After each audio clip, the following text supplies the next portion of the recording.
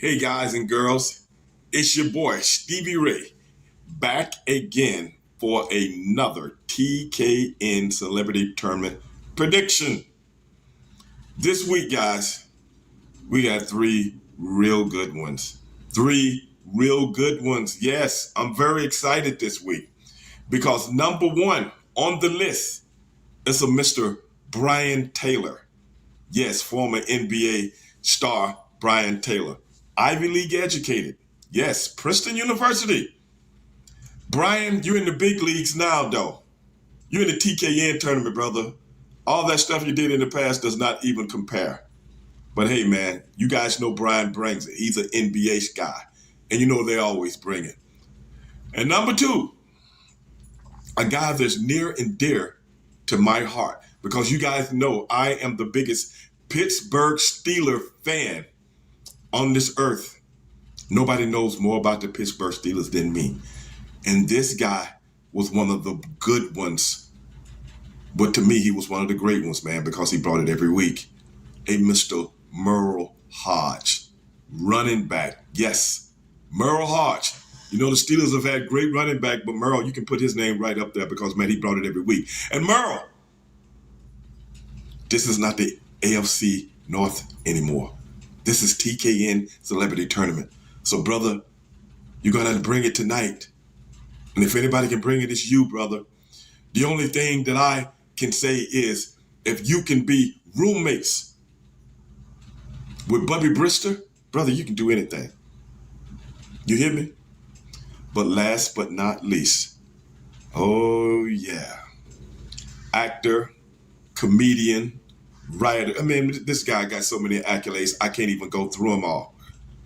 But you're going to meet him tonight. Mr. Orlando Jones.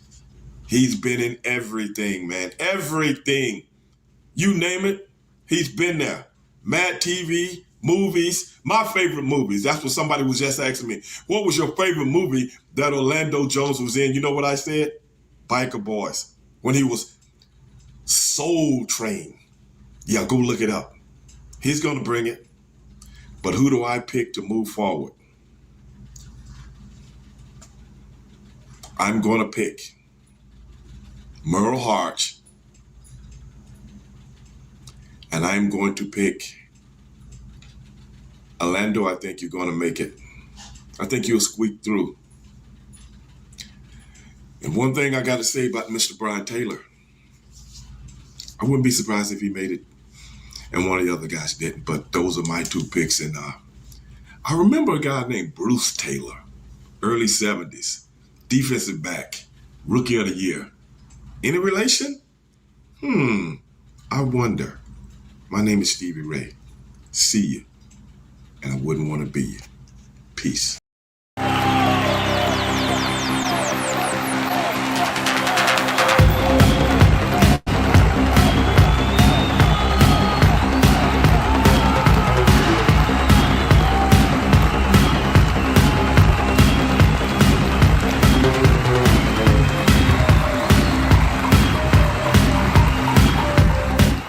Different, and I love it, man, because it got me thinking.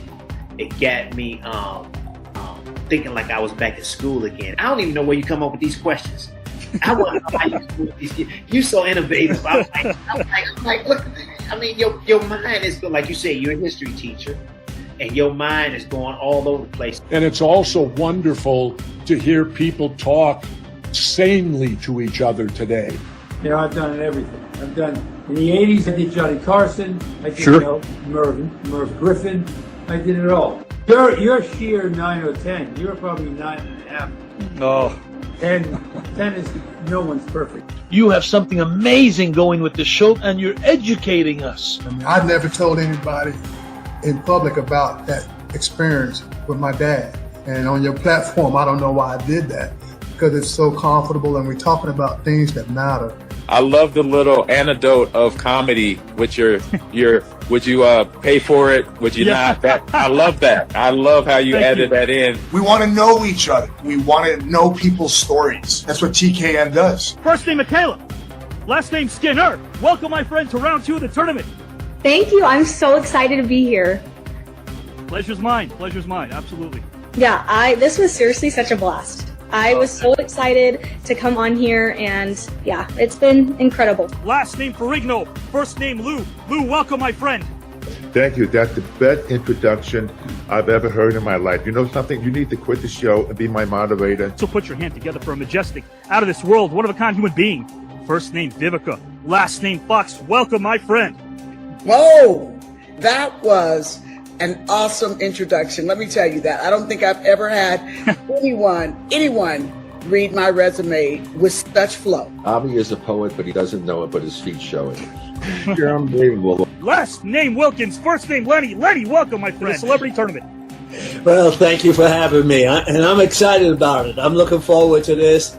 It should be fun. Damn! You said it just like I wrote it. You gave me good eargasm tonight, man. I love your voice. I love the things that you talk about. Well, you're the best I've seen. You're the Michael Jordan or LeBron James, whoever you want to make the GOAT. This is why your audiences love you. This is why you continue to great guests, and great guests beget great guests. One of my friends was share about the Tip O'Neill, the Speaker of the House, and what a smooth voice he had. Your voice and the way you project everything and share with your heart and soul. You got an incredible gift. I just want to do this again and again. I feel like I've made friends. And again, I've taken the competition part of it out because I've just enjoyed talking to you guys tonight. Oh man, most definitely. This is, I think my top. I mean, because when you do the intro you gave me, I gotta give it to you. I like. You deserve it. It really, truly, kind of blows my mind every time when we can get this many people together, thinking, mind melding, positive, not having to agree all the time with everything. But not getting ugly about it, and not, it's just I feel like it's a microcosm of what it could be. Did you have a nice time tonight in the green room? I had a great time. I can't tell you how refreshing it is that somebody knows what they're doing. You're a very interesting person. I mean, you with all this rhyming stuff, you must really put a lot of effort into this, and I would love to read or see something that you've written. Thank you. Because I'm sure it's really interesting. Or not podcast. I guess it's like we're just a show now. You're a show. You're a full-blown show. I can count my friends on one hand. Well, wait, on one finger. You. Oh man, thank you so much, my friend. You are awesome. Don't even hang your hats on the past, because if you don't heal from what hurts you, you'll bleed on people that never even cut you to begin with. It had nothing to do with your pain. Okay. So tell him, Rory. Tell him. You guys are bringing the best out of me. That is the truth, guys. Chris, did you have a good time? You've done a lot of interviews. Is this kind of up there for you? Yeah. I had a great time today, Avi. I mean, because you are engaged in what is a conversation and not a performance. Stars remind us of where we've been. They need not dictate where we're going.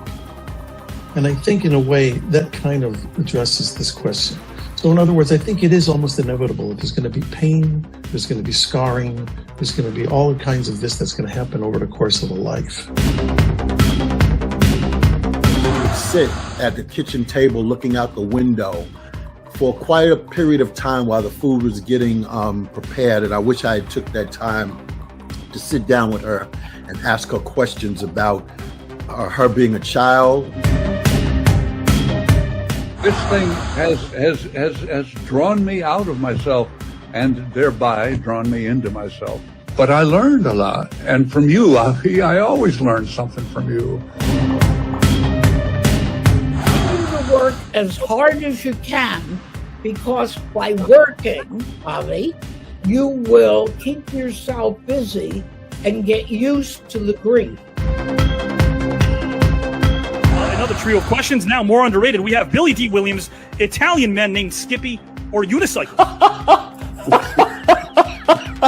I'm sorry, Italian men named Skippy. Put me away, Avi. Archie Bunker, the mountain climber. Ralph Cramden, the yoga instructor, or Don Corleone, the computer repair person?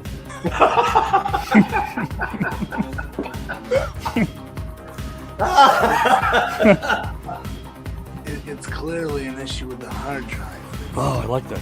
I'm gonna go Don Corleone.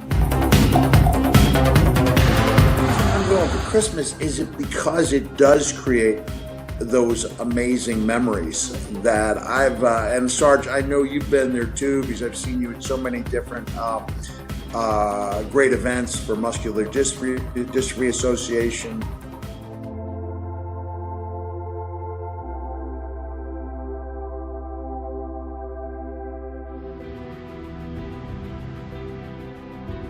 There is nothing that was on TV tonight that even remotely rivals what we did on this broadcast.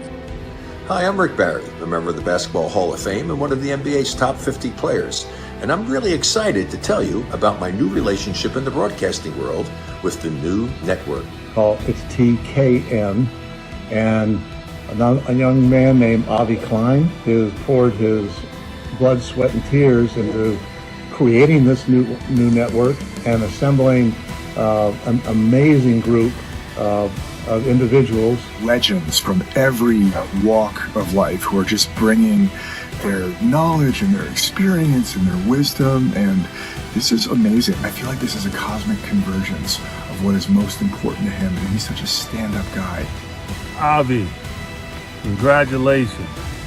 I don't know anybody that can talk as much as you. Seriously, I thought I could talk. You are unreal. What you do it with class, understanding, professionalism. You're simply amazing. I told you that when I first met you. And you ran off my autobiography. It basically was a book. It was simply fantastic. And to think that you do that every show. Very respectful. And he really connects with the artists and his audiences. And I felt like this guy's on to something, and I'm proud to be a part of this with him. And I really thank your support. I lost my father, and you were the first person to support me in all that, and I thank you so much for that. It meant a lot to me. The greatest wealth is when you can share it with someone. You can share your victories, you can share your failure, you can express your deepest feelings, but the greatest wealth is to be able to say that I have a friend. And I feel an unbelievable level of wealth. And a lot of that is because I have somebody like you. You here to win the whole darn tournament? I don't play. I just win. Robert, would you like to win this entire tournament? You know, all those luminaries and athletes and strongmen notwithstanding, the most dangerous place on this show is between me and that prize. That's all I'm going to say. You're chomping at the bit to get in this thing. Oh yeah, man. I've been telling you, brother. You brought up some names to me, and I was like, I can't wait. I hope they don't see me, because it's gonna be on like a steaming pot of neck bones, baby. And I'm not playing. Are you here to win the entire thing, my friend? I'll just say this, Avi. Winner, winner, chicken dinner. Are you here to win the entire celebrity tournament when it's all said and done? You know, I saw that video package, and I saw a very familiar face in Mike Rotundo, better known as IRS, and he said that he was here for the winner chicken dinner, and I want to take away that chicken dinner. So yes, I want to win this whole shebang. Tonight, Avi Klein launches the TKN network. It's been over 2.5 years in the making. And tonight, with mystery guests and the big debate, it's going to be, well, let's just say, hotter than hell. So don't miss it. And talent, last name Smith, first name Joe Smith. Welcome, my friend. Oh my God, Avi. Where did you get all of that from? Oh my God.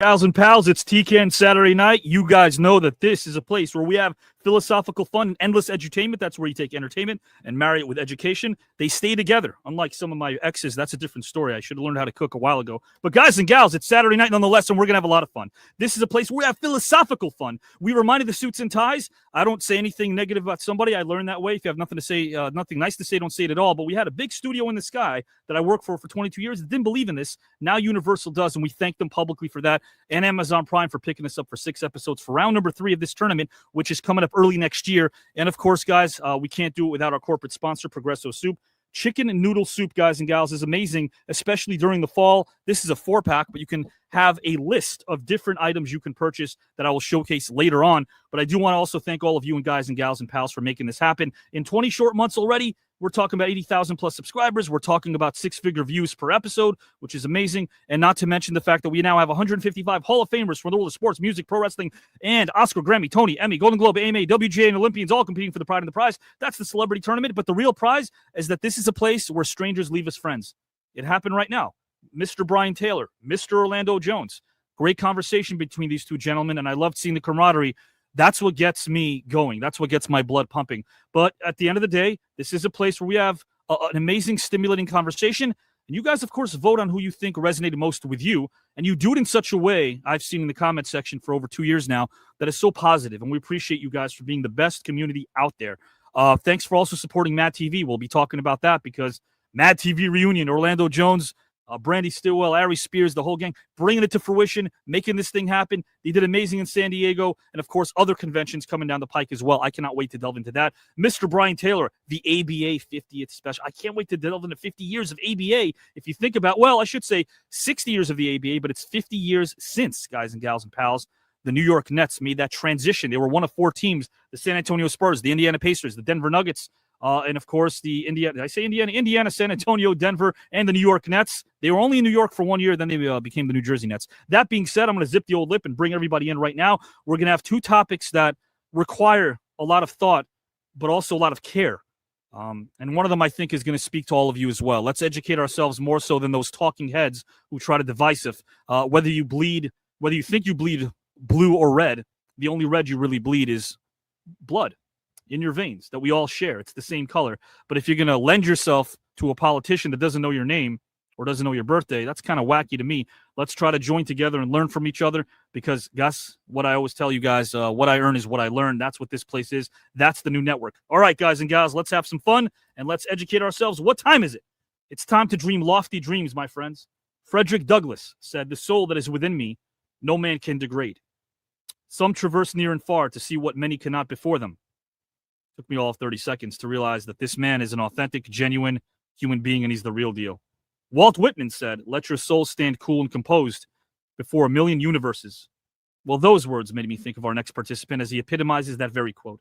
My first guest is someone who, on many on this network, call a friend. He's class personified, keeps it real as he offers insight and honesty, a truly perfect blend. He enjoys our colossal and expansive network of celebrity talk shows. He can delve deeply into pop culture works of history, maybe even while discussing Shakespeare prose. He has completed other tournaments, but here he's now part of the most star-studded and diverse tournament field just yet. Will he be your pick to win it? I remain unbiased, but I wouldn't stop you from making that bet. He's a talented man and has one of the greatest hearts of all time. He's ready for action, so let me put a cap on this very next rhyme. Guys and gals, he's a 2-time ABA champion, 2-time ABA All-Star, 2-time ABA All-Defensive First-Team Selection, me oh my. He teaches everyone to reach high and give it the old college try. As his honest, he is a treasure that one can't deny. He's made a huge difference as he's inspired countless students in the classroom. He has the ability to make a dark day bright as his personality removes the doom and gloom. The man is a teacher and a principal and he has all the goods to take the crown. With his grit and tenacity, one thing's for sure, the man won't back down. So with that, let me introduce a man that is an absolute heart of a lion as I welcome a down-to-earth, impactful human being.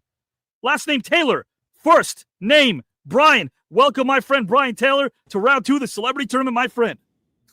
Good to see you, Avi. Good to see you. You're my agent to where you're talking about me. Thank you. Thank you. I don't want that job, but if I had it, I would love to rep you. Absolutely. No doubt about that. Because, I mean, you repped so many people as a point guard, the quarterback of the basketball court, and also a shooting guard. I mean, you could do it all. Defensive player of the year in the ABA. Think about this for a second. I want to bring this up. I brought about the 3-point shot and how you innovated that shot. I want to bring in Mr. Orlando Jones. We're having a great conversation about all things basketball. But when it came to being a coach on the court, that can help a man, I think, in the world of sports, even beyond the game and after the game. Am I right, Brian? No doubt about it. It's all about making your teammates better, making the people you work with better. There's nothing like playing with a group of guys that have a mission and a vision to win it all. And I'm fortunate that I've been able to say that I won 2 championships, not me individually, but I'm a team player. 2 great championships with the New York Nets. Without question. And in this celebrity tournament, you've taught us a lot. Some amazing segments with Mr. Todd Bridges, of course. The first time I think you were on with Mr. Eddie Johnson as well. Yeah. Jim Brazil. You know how to clear up the tough. You got another one for me tonight. At the end of the day, one person's going to win the $15,000 and, of course, a 5-day, 5-night trip to Greece. We're having fun while doing it. Would you like to win the entire tournament, my friend?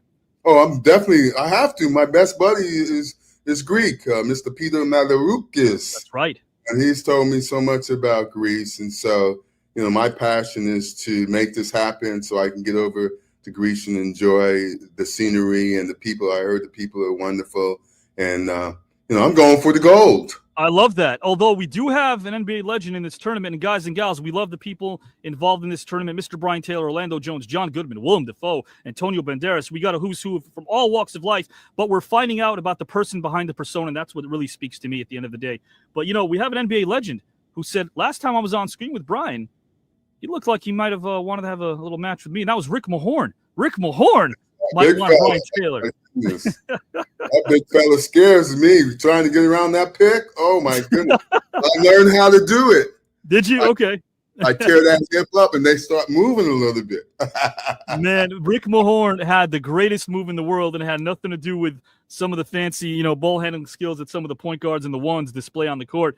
All he had to do was box somebody out and do one of those. And I'm not going to show it, but do one of those, and you were out of the way, whether you liked it or not. Brian Taylor, my friend, I can't wait to delve into this first topic. I'm going to put you backstage and bring you right back. Sounds good. Thank you for hosting us today. Thank you, my friend. I appreciate you wholeheartedly. When I wrote these topics and when I conceived them and stared at walls, it's what I do for a living. I thought of how Orlando and Brian and myself could tackle these topics in a way that can hopefully educate you guys and gals and pals, because the education system today is lacking substance. This man is not lacking substance. This man is, I can tell you this much.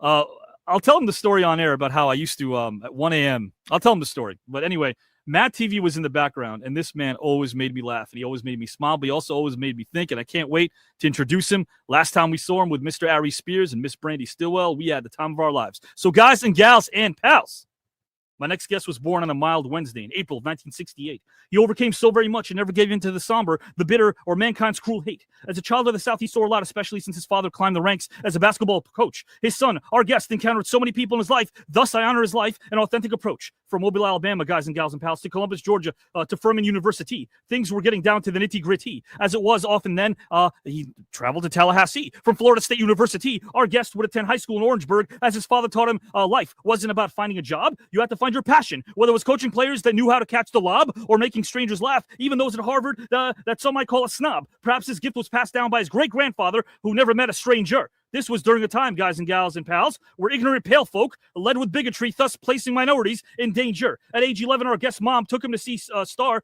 Wars, much to his chagrin, but it was definitely a win. Not an experience you'd place in a trash bin, because a plethora, a bevy, a smorgasbord of kids would rant and rave about the wars of stars, and if they weren't allowed to see it, they'd pull out a Little Richie and shout, or they might even pull a Grinch and lead with a pout. My guest started thinking about the Force, and this idea that we're all connected. All of us are connected, absolutely, while there is no doubt. That's a pretty big concept for an 11-year-old to think about. This guest was Quayle, who years later would run for office, but to no avail. Sorry, Dan, but those skits on late 80s SNL would never fail. Back to our guest, who met admissions counselor Otto German, who told him about the College of Charleston in South Carolina. In many respects, on the outside, it might have felt like being an outsider who hailed from China. But my guest stayed true to himself, which is a lesson that one can't preach or teach enough. Don't overextend yourself too much, nor should you reach, because your identity is something that doesn't require a Band-Aid or some bleach. Yours truly can relate growing up in Queens, befriending those who are the same as their color. Doesn't wasn't change the game. His work on stage, film, and television enthralled us all from country to country and state to state. This Chicago 8 was great, as it took us back to 1968. How about Evolution? Say It Ain't So and Bedazzled was boatloads of fun.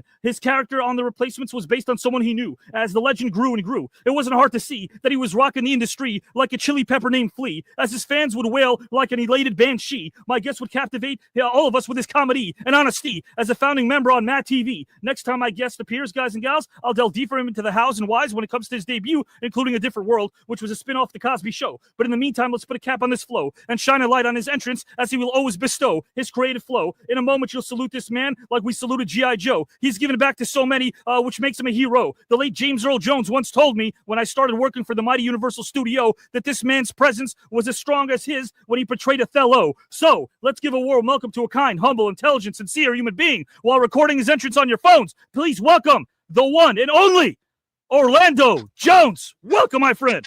Thank you, brother. Thank you. I'm not worthy of that introduction. Yes, you are. Yes, you are. Absolutely, man. You're giving us the greatest gift in the world, and that's a smile, my friend. I mean, and you make us think at the same time. I like the shades. How about this? We were talking a bit of basketball. I got to ask you this basketball-related question. How big of an influence was basketball in your life growing up? Oh, everything. My dad coached basketball for, 30, 40 years. I played, won a state championship in 8th grade, then came back 9th grade, 10th grade, switched schools again. Ball's been my formative years of my life was basketball. I love that. Yeah, man. And not only that, for me to find out about being on the debate team. And so all of these experiences really gave you a chance not just to get to know people, but to have them get to know you, which is really just as important when you're growing up trying to find your identity, right? 100%, probably even more so, right? People get to know you and decide if they're going to help you or not. And I was a beneficiary of a lot of help. So, I think, making connections, right? Meeting people, growing with people, learning from people. I enjoy people. So for me, it was a real blessing. I've lived a pretty charmed life. If you're looking for Black privilege, here I is. Well, you know what, though? One of them in 6th grade was Gladys Robertson. Oh, 100%. First teacher I ever had that cursed. She was super demanding.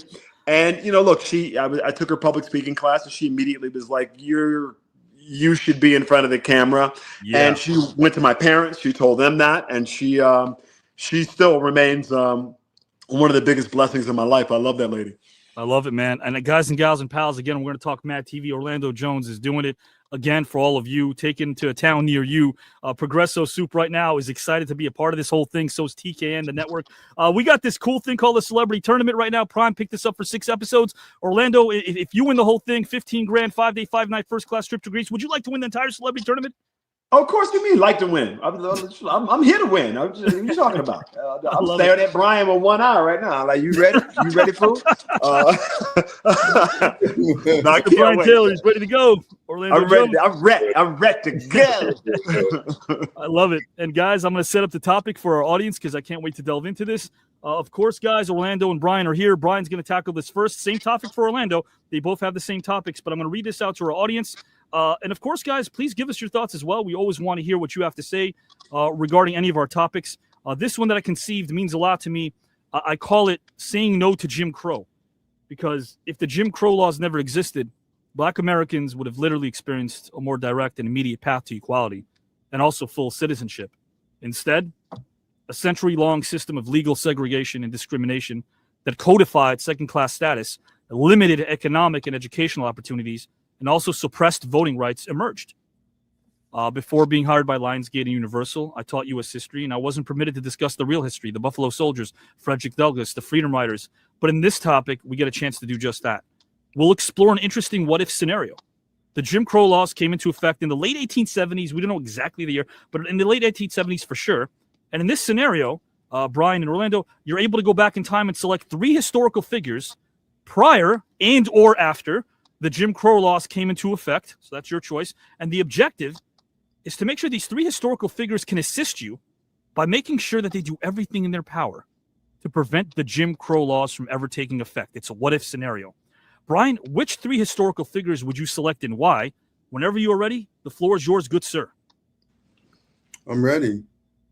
Yes, I'm ready. So the 3 figures that I would select would be, believe it or not, first would be Abraham Lincoln. Second would be Frederick Douglass. And let me give you my third. And the reason I've selected these three is because of the crucial time, the pivotal time in history is so important, which is from 1865 to 1877. I think it's really, really interesting to deal with this subject because we're talking about the what ifs.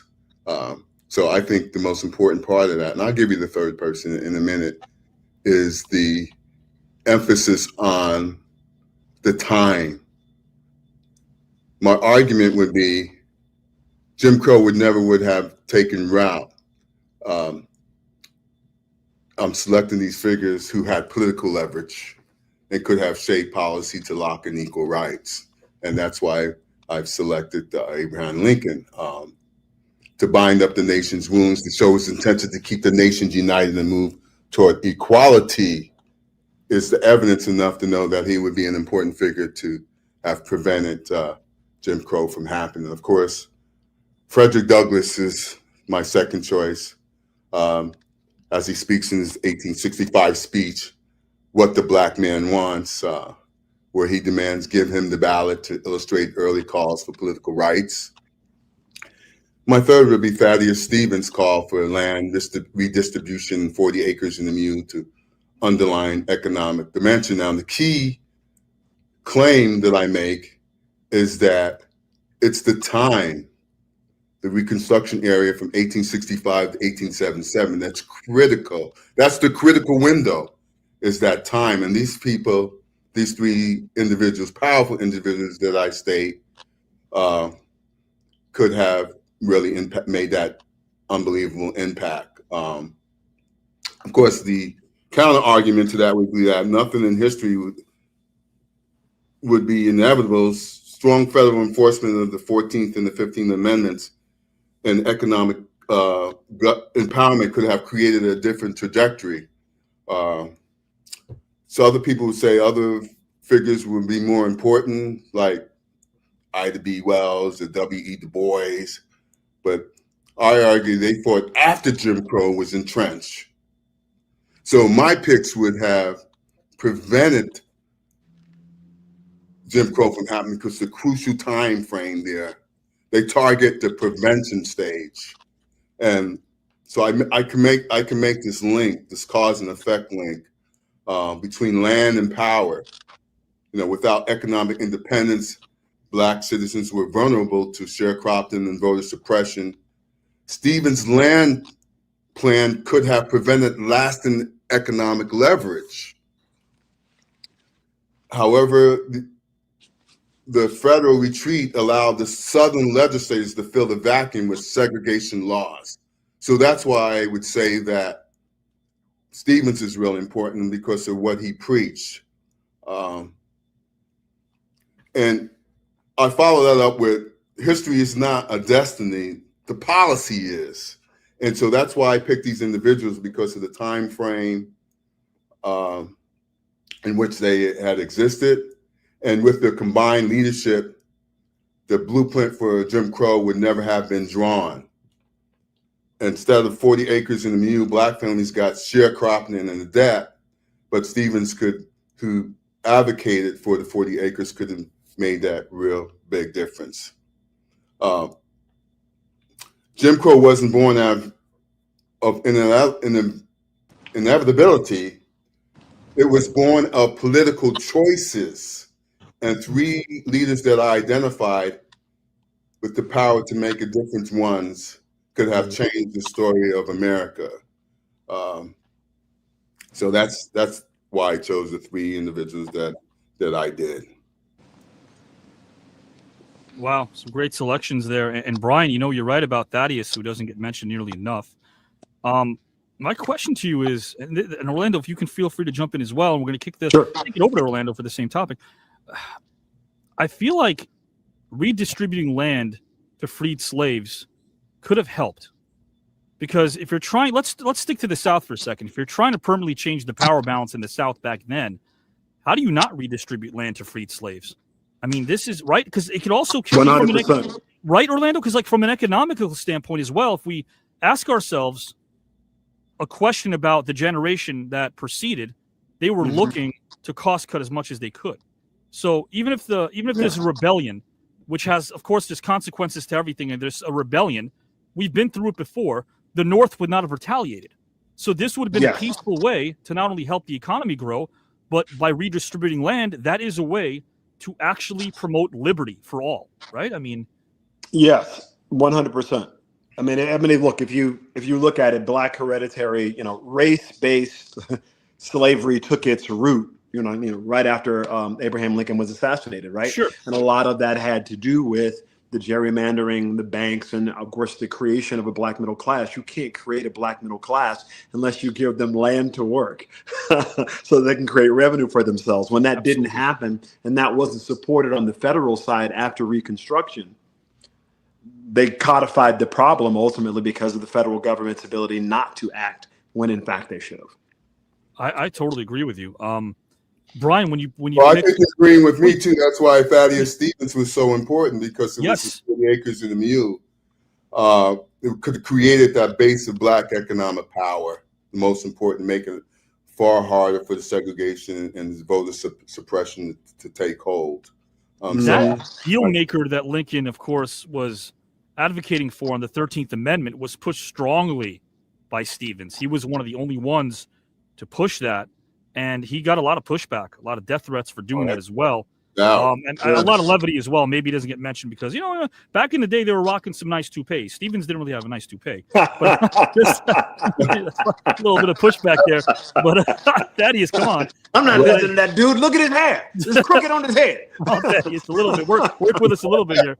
But he was definitely revered after he died, which is such a sad state of affairs. So many heroes are revered more so after they perish, and when he died, I remember reading this years ago when I was studying history. He was only the third American ever to lie in state at the U.S. Capitol, but he had to lie because he was protecting lives by doing so. The first was Henry Clay. Henry Clay lied as well.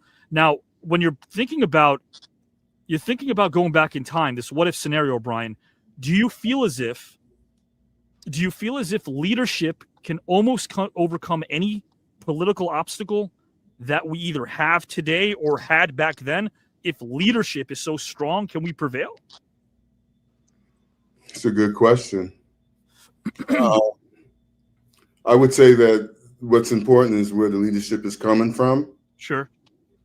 And I think the evidence of my claim of these individuals is that if that leadership would have been in place during the time, this pivotal time, it would have made tremendous amount of difference. Of course, we're talking about, the what if, but leadership, it's important where the leadership is coming from, because you could have great leaders who,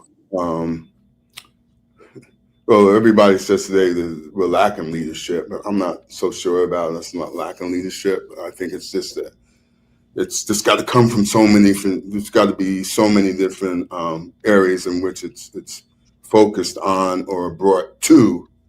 Just like it's just like relationship to playing professional basketball. It's like Dr. J was our great leader, but in order for us to be a championship team, we had to have leadership coming from more than just one individual.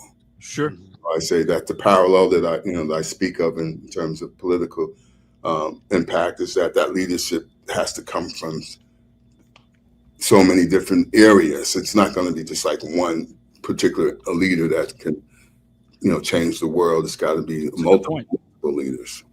And we're set up in a peculiar way, right? When you think about the way we are set up, ultimately, if you are from Idaho, you are advocating for potato subsidies. You don't care if the person is Democrat, Republican, or Martian.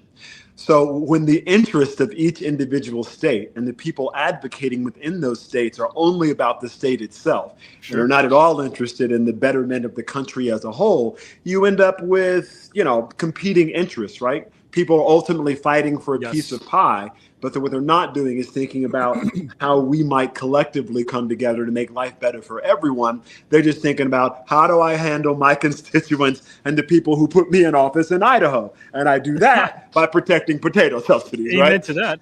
Well, Right. Orlando, So how much that of that is, ideology doesn't yeah. lead itself to think that would benefit all peoples. I appreciate you bringing that up, because like I was thinking the word ideology. Orlando, in your opinion, I know it's a philosophical question, it's loaded, I get, but I mean, I have to ask this: how much do you think, in your own opinion, which matters a lot, a great deal, how much of it do you think is human nature, or how much do you think is human culture here in this country?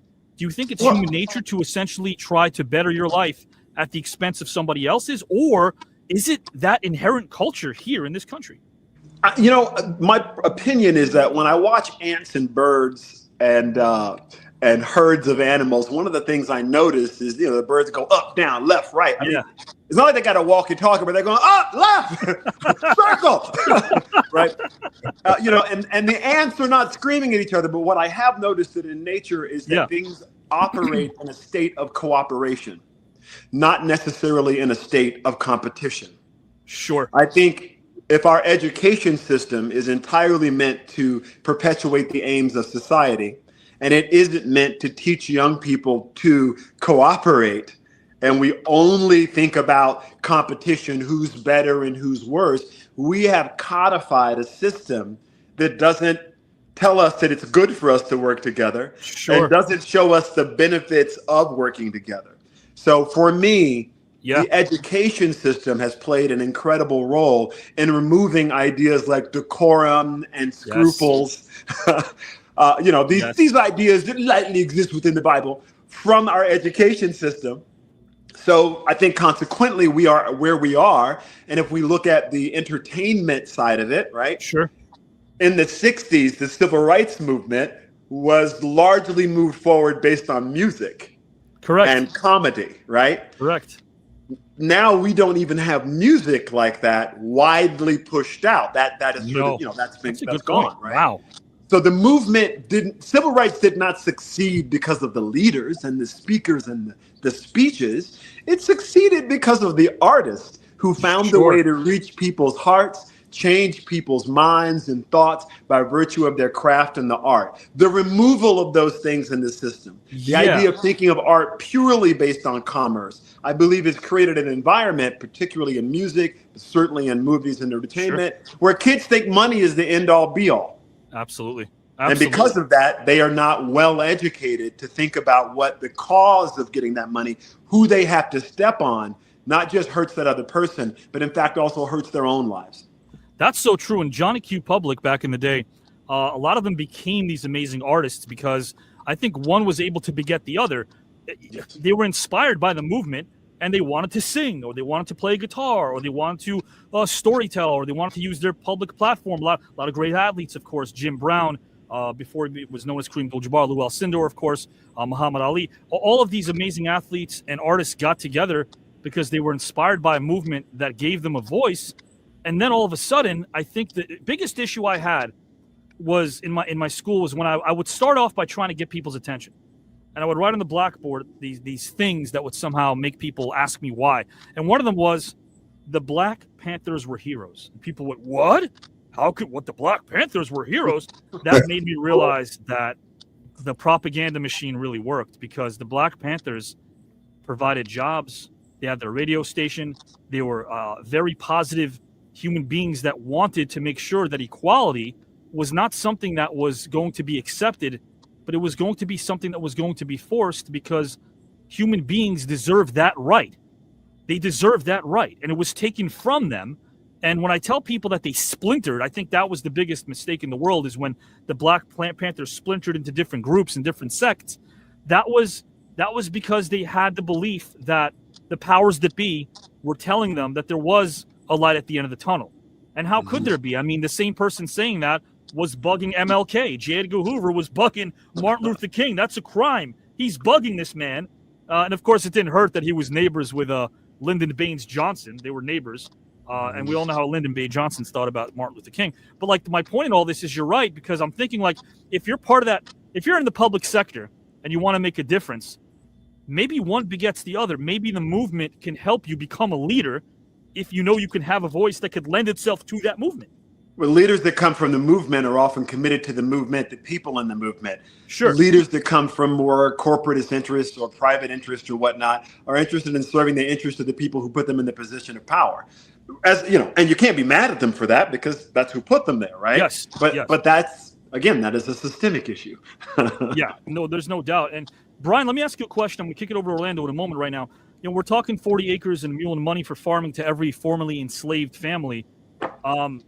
What about this, though?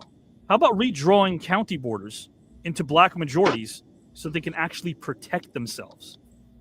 That would have been helpful, right? Being able to defend yourself and have borders. And when people preach that, they think, well, wait, wouldn't separatists preach that? I don't think so. I think that everyone has a right to their own land. Everyone has a right to privacy. Everyone has the right to protect themselves. And the voting rights back then allowed that. You were actually able to do that. Now, if that would have incited a more angry KKK, the first rendition of it from Tennessee, not Indiana, from Tennessee, okay, great. Hate fuels hate. But we're talking about rights.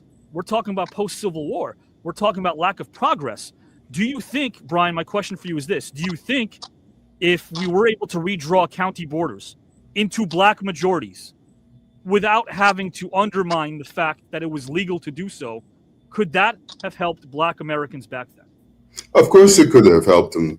But I think that we're missing the point here when we're talking about who could have. The question that you posed for us is who are the figures that could have. I like going down rabbit holes. You guys are so interesting and intelligent that we built something else now, and I like that because I want to come back and still reframe the. Please go back to we talk about leadership. I still think that the fork in the road. When you think about the historical fork in the road, yeah, the three leaders that I chose could have made that happen, and the reason being that after the 1877 compromise that ended Reconstruction, that the federal protection for black citizens collapsed. So that was not really going to happen, being able to, have our black folk, build land and all that other stuff. And the second thing, making the case that if Lincoln was alive and then Douglas was in office and Stevens with his full support, knowing that the 40 acres and the mule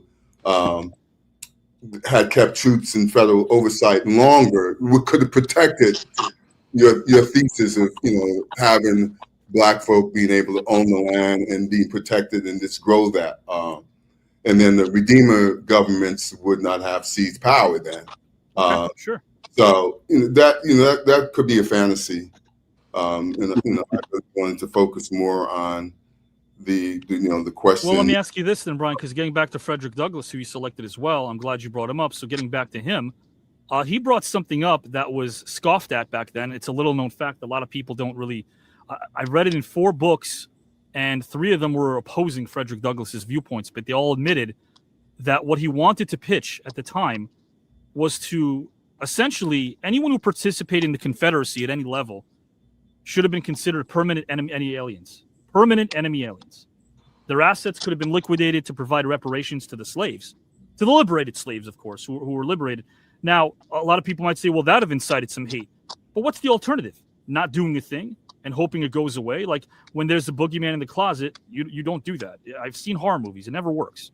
It also doesn't work running up the stairs. I don't know why I always run up the stairs. Get out of the front door, damn it. But Frederick Douglass did suggest this, Brian. Do you think, in your own opinion, in your humble opinion, do you think that considering anyone who participated in the Confederacy being labeled as permanent enemy aliens would have served our country well, considering what we're talking about?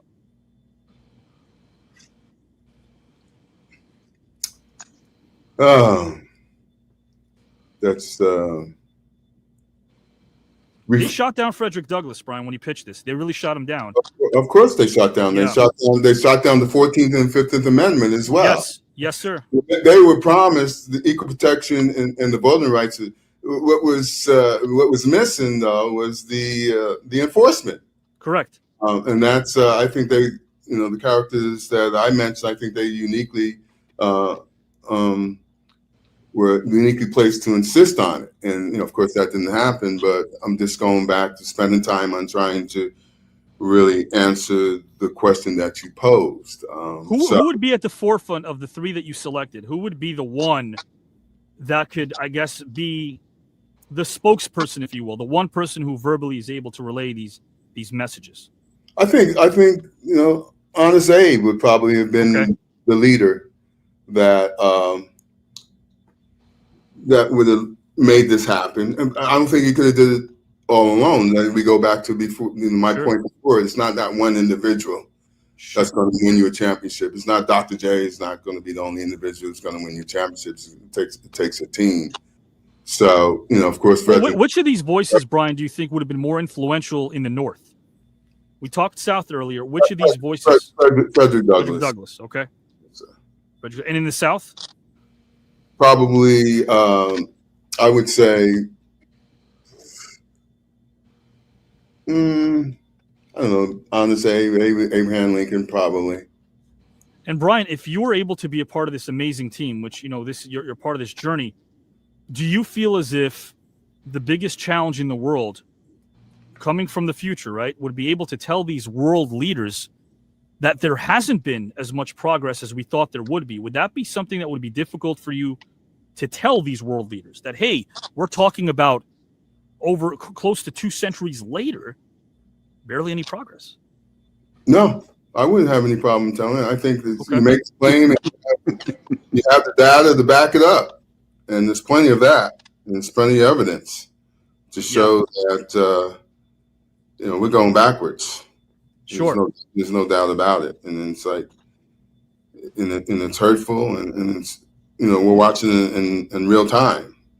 And so, we'll be someone down the road will be asking the same question during this day: which leaders could have prevented, the Jim Crow laws from taking effect? Yeah, absolutely. Yes, definitely. Sure. And they would have dedicated their time and life and energy to that. There's no doubt about that. You picked amazing leaders. But Brian, I am glad we're expanding, because it's great to be able to take a topic and not even know where it takes us. And you and Orlando took us to different places, left, right, up, and down. But it really all has to do with the broad scope of everything. And I appreciate you educating the masses. Orlando, ask you the same question, my friend. I'll kick it over to you right now. Which of the historical figures would you select? The objective, of course, is to make sure they assist you by making sure that they do everything in their power to prevent the Jim Crow laws from ever taking effect. Whenever you're ready, the floor is yours, good sir.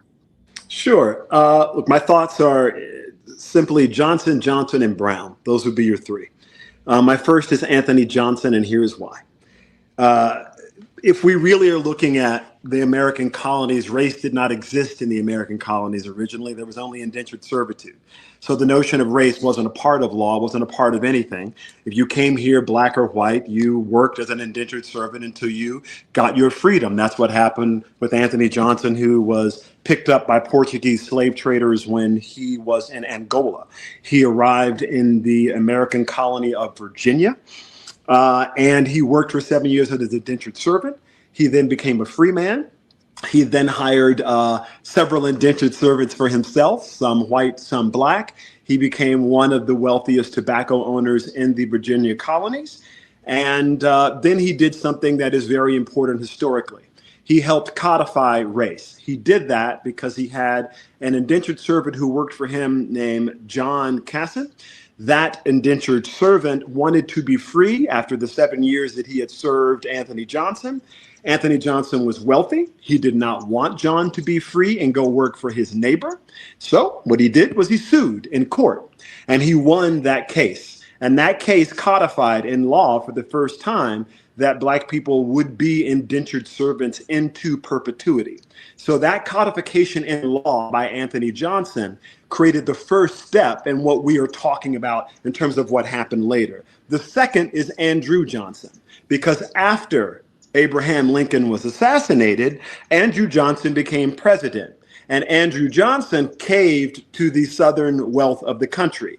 He put in place the Jim Crow laws. He put in place the black codes. He put in place the peonage. So if you stop Andrew Johnson from having done that, right, and if you talk to Andrew Johnson and get him to go the other way, then you don't have black codes, you don't have peonage, and you don't have Jim Crow. And the third is Justice Henry Billings Brown. If you look at the opinion that he wrote of Plexi versus Ferguson, that's the one that gave us separate but equal. So that's like saying, Taco Bell and healthcare are equal.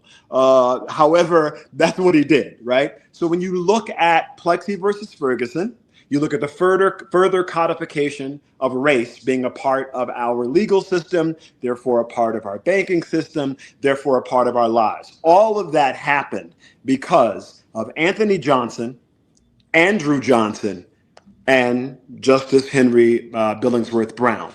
Those individuals and the decisions that they made in the legal system is really what we have been fighting against all along. So Jim Crow wouldn't exist if we could stop that from happening. Black codes wouldn't exist.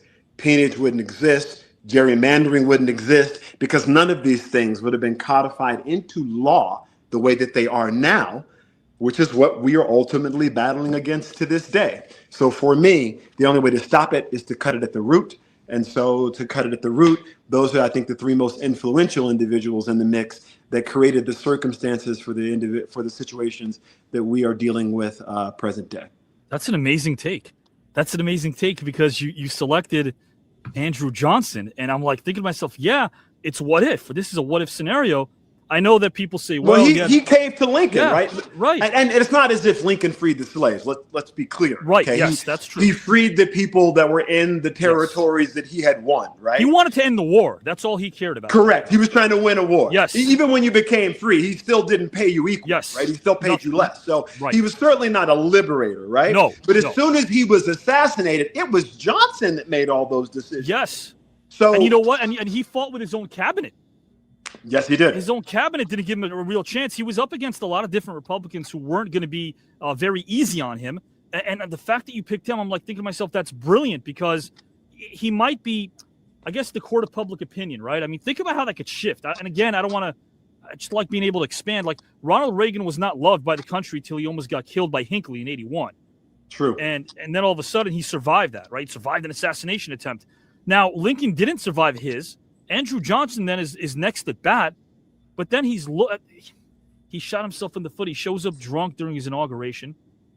He's completely demoralized, but then something interesting happened. In his own written diaries, Andrew Johnson had stated that what he wanted to do was something he couldn't do, because he felt as if the country, now that Lincoln was dead, was going to go back in time. It was going to be a time warp again. In terms of some of the legislatures, and if you think about some of the laws being passed, they were being overturned left and right around that time. Nobody focuses as much on 1870 to 1878, but we had 10 different laws that were changed. Six were attempted to be ratified, and I remember Johnson being opposed to all of them because, like you said, he felt like he was powerless to a lot of this. 100%. Yeah, and here you are. Are you going over there to give him a bit of a boost? Because as one of your selections, he might have been one of the most demoralized human beings. 100%. And he caved to the wealth of the country, right? Yeah. The wealth of the country was all in the South, right? Because that's where the institution of slavery was, right? Sure. So that built the government, right? That built Yale and Harvard and Princeton, all that slave money, right? Sure. So when he caved to the financial powers of the South and said, you know what, you can have your black codes. You can have your peonage. You can have your Jim Crow. He legally led you know what? We've gotten rid of slavery, but I'm going to give you all the tools to essentially reinstate it, right? And that was Johnson. That's what he did. Yes. So, and then when you looked at Billingsworth, what did he do? He took his gavel and was like, bam, agreed. Bam, agreed. And Plexi versus Ferguson, separate what equals what everything was based on. That's right. And so do you feel as if going back in time, post-Civil War was as dangerous a place to have a voice that's either in favor of the Black American or being a Black American at that time might have been, in a way, even more dangerous post-Civil War? I think it's always dangerous when you go up against people who have the financial means to make your life miserable, right? Sure. So I think that's dangerous today. as you see lots of politicians and folks being afraid to respond and act, right? No matter what side they're on, right? Those who agree or disagree. Sure. So I think that's always dangerous. It's always been a part of the American system, right? Where, there's somebody who can come for you. I think it's probably more dangerous then, because during that time you could walk up and shoot somebody and, if they were the wrong color, you weren't going to jail, and that was the end of that, right? Yeah. We're not quite that way yet, shall we say?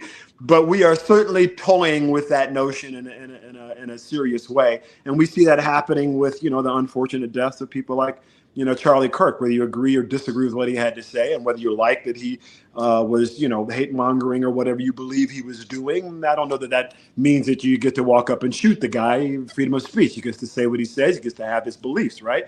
So and again, these are the problems that we face, right? When we place race and we place second-class citizen on other, and we exalt others, we find ourselves in these situations where it's also messy.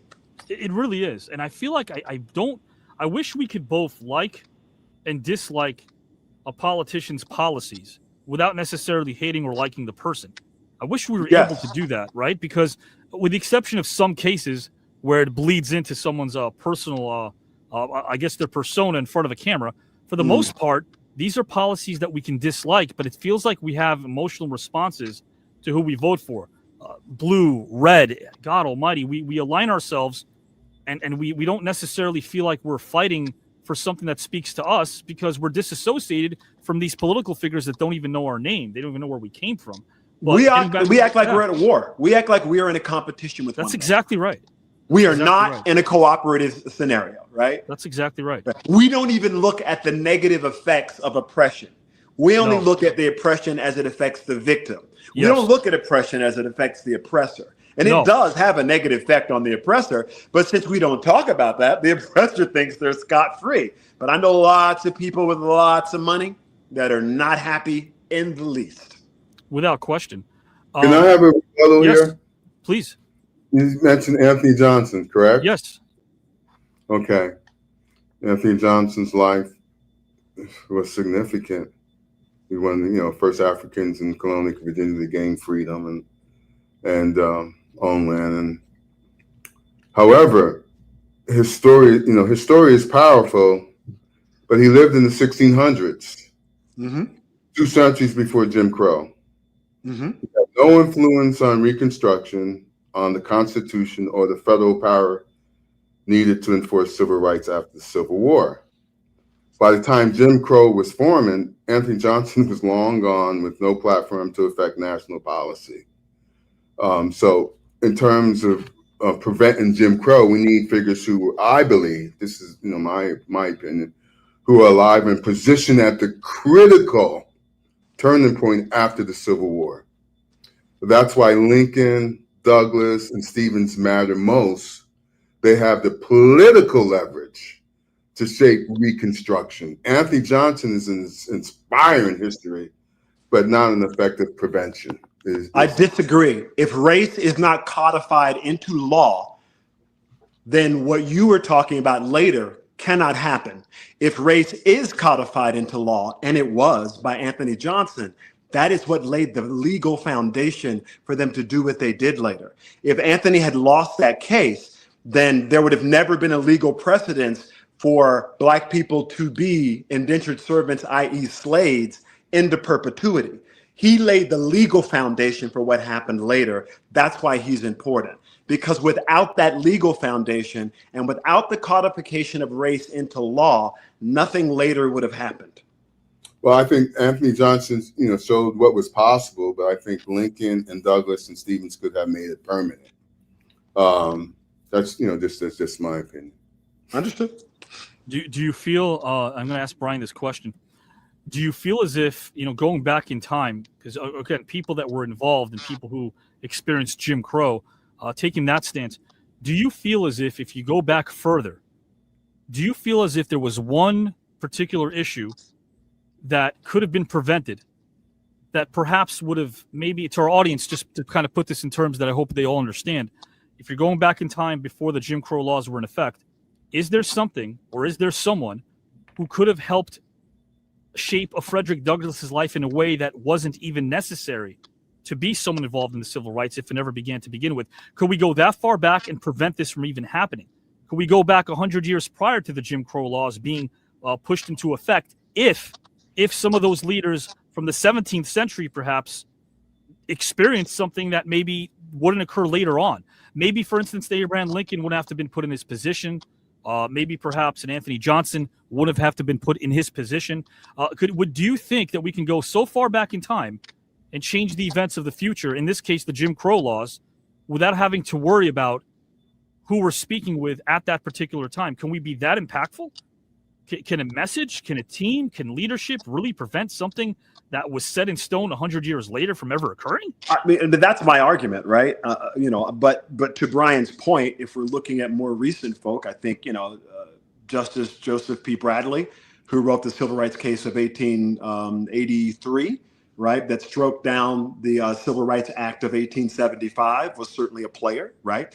Chief Justice Morrison White was another player. I think that's U.S. versus, oh my goodness, I think I wrote it down somewhere. Right. Cruikshank, yes. Cruikshank, U.S. versus Cruikshank. That kneecapped the federal power to prosecute racial terror. Right, prosecute the tank Klan and those type of, James Z. George, the architect of Mississippi's 1890s disenfranchisement. All of those people came in the 1800s, and I think Brian so eloquently said, we're in a position to do something. But my argument, as you just said, is that without the codification of race into law, which didn't exist in the American colonies prior because race didn't exist, the creation of race is the problem. Prior to then, in the 1600s, race didn't exist.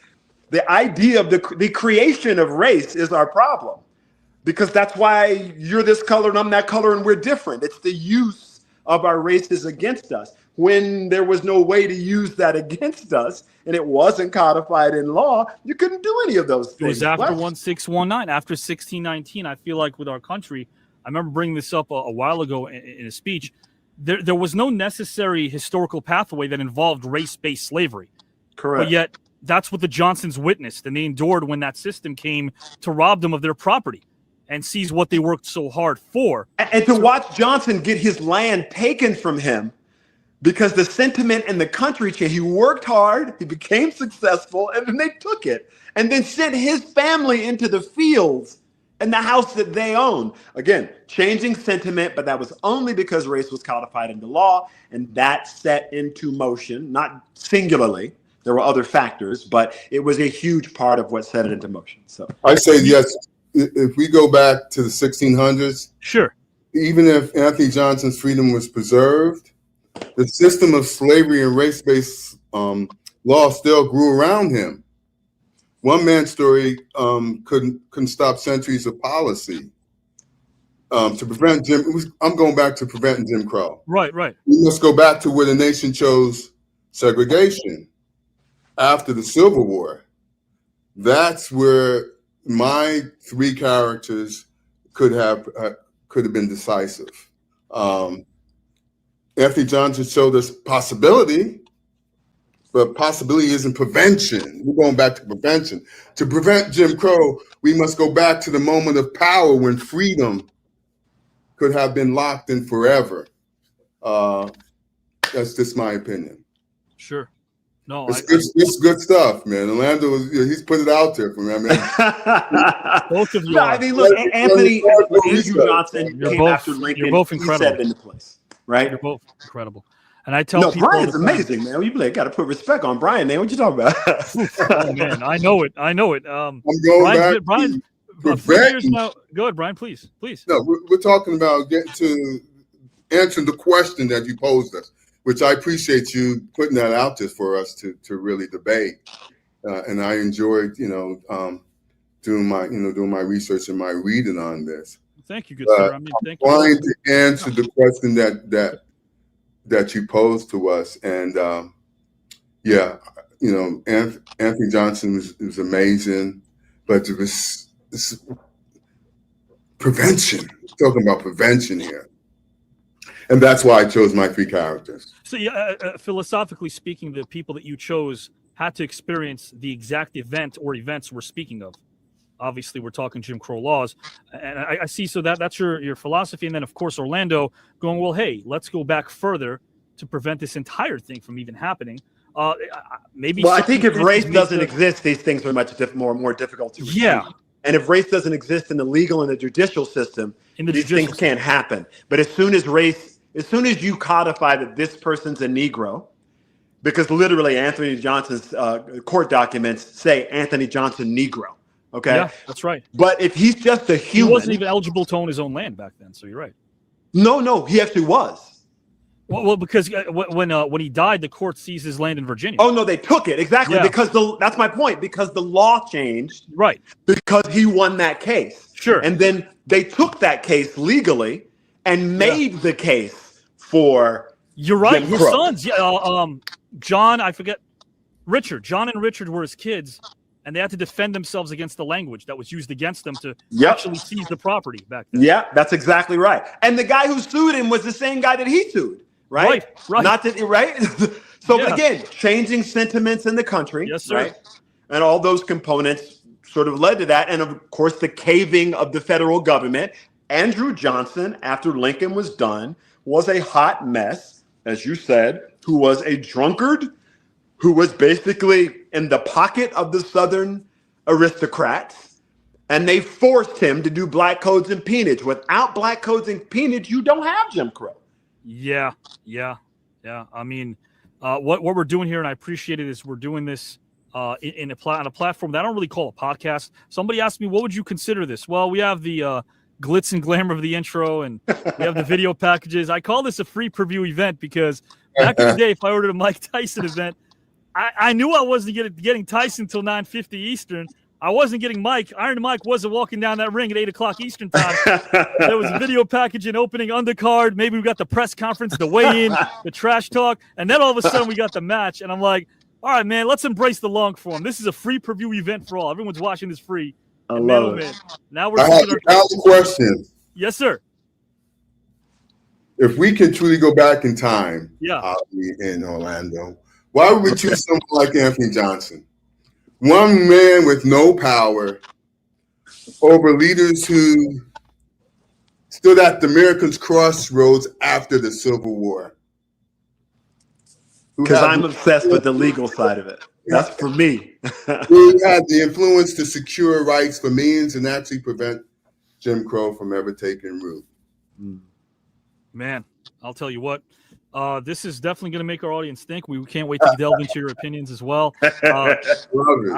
This is definitely edutainment personified. Yeah, no, you guys are great, man. And I have the best seat in the house. I got the best seat in the house. So I'm blown away by Orlando and Brian Taylor, but I'm not surprised. These two men are absolutely the epitome of why I do what I do here. Guys, what we're going to do right now is, speaking of what if scenarios, this is kind of cool. So in post-production, I always like to go to post and sometimes put together some video packages. This is a brief one. This is 60 seconds. It's in a what if scenario that I'm going to actually post to Orlando and to Brian. It's unofficial. And then we'll delve into our final topic and we're out of here.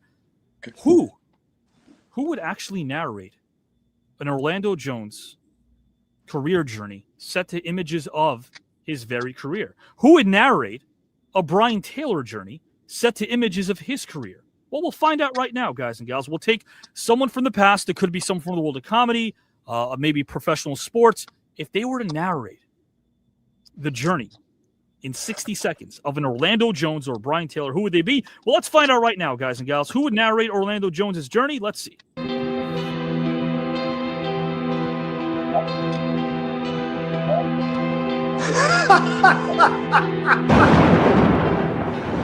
Whereas for years, I had been doing it myself, was being in the right place at the right time. No, I don't find it difficult because the type of humor that I do about the races is sort of a kind of humor to get people to understand why certain things exist and how to overcome the thought of hate when it should be love. As far as on the surface, I feel in my heart is love for people, But determination and a lot of self-teaching, and I try to be a good human being and represent my people best I can, you know.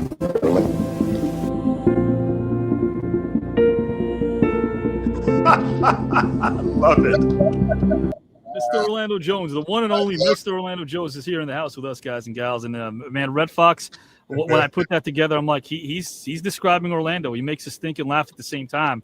Two amazing gifts that you have, my friend. So absolutely. Thank you, brother. Oh man, you deserve it. And right now, who would narrate Brian Taylor's career journey? We'll find out right now.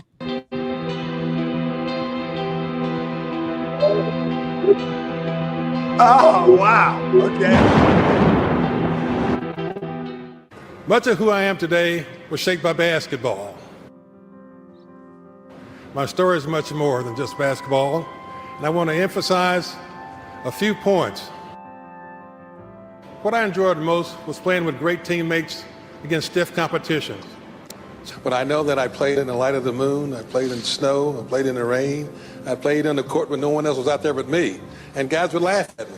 But I loved to play. I thought it was the greatest thing in the world to do. Great athlete who could run track, high jump, talk plenty of stuff all the time, but you know, he got it done on the court. And I welcome the opportunity to meet people from different backgrounds and beliefs.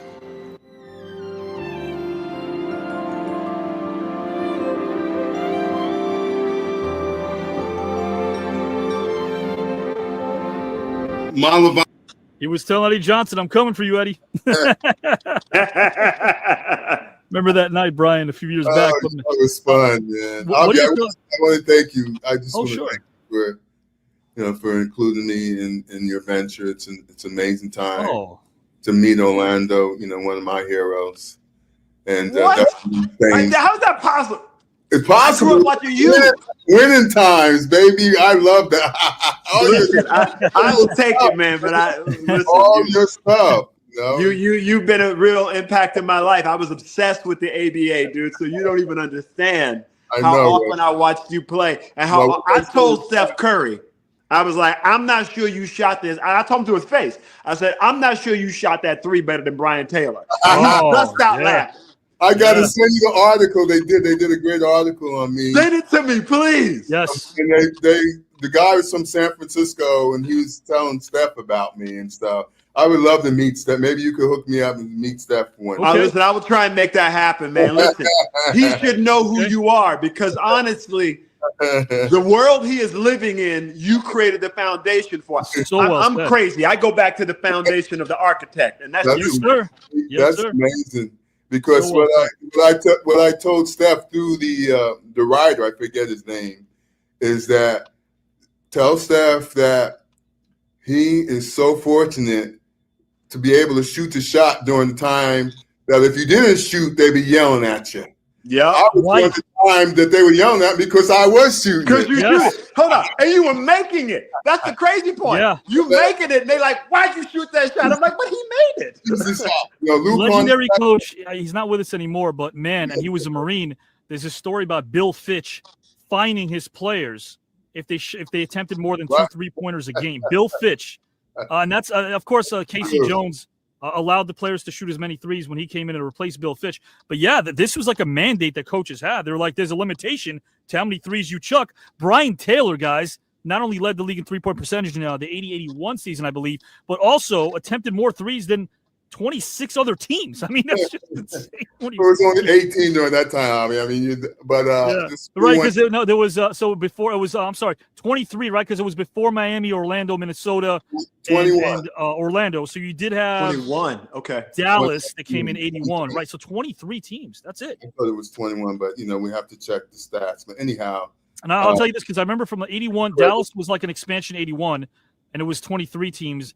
Then you had 27 when in 89 and 90 you had Orlando, Miami, Minnesota, and Charlotte come into the league. That's 27. And then Toronto, Vancouver made it 29 and 95. And then the Bobcats in 2005. So, yeah, Brian Taylor's being humble. He shot the three better and more so than 23 other teams. I give credit to the late coach, the genius. He was a genius, too. Gene Shue, who gave me the green light. Baltimore Bullets. To shoot that shot. But the the fact that the next year I have a coach in the late Paul Silas who told me not to shoot it. So Not to shoot it. Yeah. And Brian, one was smart if they didn't push or argue with Paul Silas, right? Yeah. Oh no. Big strong guy. Bill Russell said there were two guys he didn't want to mess with. Bill Russell said one was Paul Silas and Wayne Embry. Wayne Embry was the other one. A smart, intelligent, great GM, but what a enforcer he was. Great yeah, person. No doubt about that. So what I'm gonna do right now, again, guys, we're gonna delve into topic number 2. I do want to play this. I do this every single week. We have a broadcast here. We're memorializing those that have been part of this tournament that have passed on really quickly. I do want to play this quick memorialization video to those we've lost along the way. Trio of options for Gallagher, more underrated than why? Sauerkraut, Henry Kissinger's deep, soothing voice, or dogs wearing sweaters? I like dogs wearing sweaters. Did you have fun? Yeah. I haven't done an interview in 20 years. Gallagher was, man, what an intelligent man. Mr. Sizemore, first name Tom. How are you, my friend? So I could turn the volume lower if you'd like next time. If you'd like me to do that, Tom, I could do that. Wow, it was something else. I don't know what I can do now. Oh, please. That was terrific, man. Thank you, my friend. I appreciate that. And you know what? As charming as a guy that you are, man, and as honest as a guy as you are, and as down-to-earth as a guy as you are, you played a character that isn't so down-to-earth named Scrooge in college. You played Scrooge. And, of course, I feel like a thespian should rely on their instinct. Do you feel like you rely on your instinct a lot as a storyteller as well? I mean, playing Scrooge at that young an age was, when I think about it now, I only way I could have done it is I was relying on my instincts. You know, I could have done it the other way. Okay. More underrated than why? Unicycles, Italian men named Skippy, or sophisticated dinosaurs? What? More sophisticated dinosaurs? Yeah, I want to say the sentence. Italian men named Skippy. I just want to say. Yes. Yeah. Italian men named Skippy. I just want to say the sentence. Italian men named Skippy. Yeah, something you'll ever hear. Yeah. Did you have fun? Did you have a nice time? I had a great time. It was ball. Yeah, man. I want to do it again. This is great. I just think it's going to be, a lot of fun for people. I don't think people like this on the air. I don't think really. No, there isn't. I just think it's going to be I'm very interested in how people respond to it, because I know it's going to be interesting and see if people tune in and stay tuned in, and I really hope they do. And I'm all yours, bro. Let's go out and make this work. All right, I'll talk to you soon. Okay, bye. I teach a workshop, and one of my students finally said about my class about iambic pentameter. He finally said, "I got it, and he was excited, and it was both his elation and those 3 words that make it worthwhile, right? Amen. You got it. But I think I've got to have equally passionate people involved in the production of it. That passion will override any reservations anybody has as to the show's potential for entertainment or education. Did you feel as if transitioning to the stage and performing live theater was a natural fit for you? Yes, I did. I always felt very comfortable on stage. More so on stage than I did in film or television. So I'm looking forward to you, Avi, giving me your thoughts and your input, because as I told you, that piece that you sent me is, I love good writing, and I think Thank you, sir. My career, and this is a beautiful piece of writing, as I said. I'm referring to the piece that you wrote me. You're onto something because you're a writer. You're a creative force, and I want to hook up.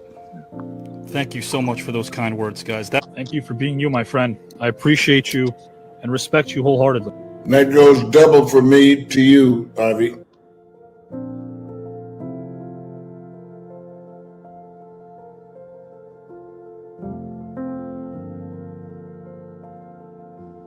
Come on, Pop. You couldn't give me those good looks you had, Pop?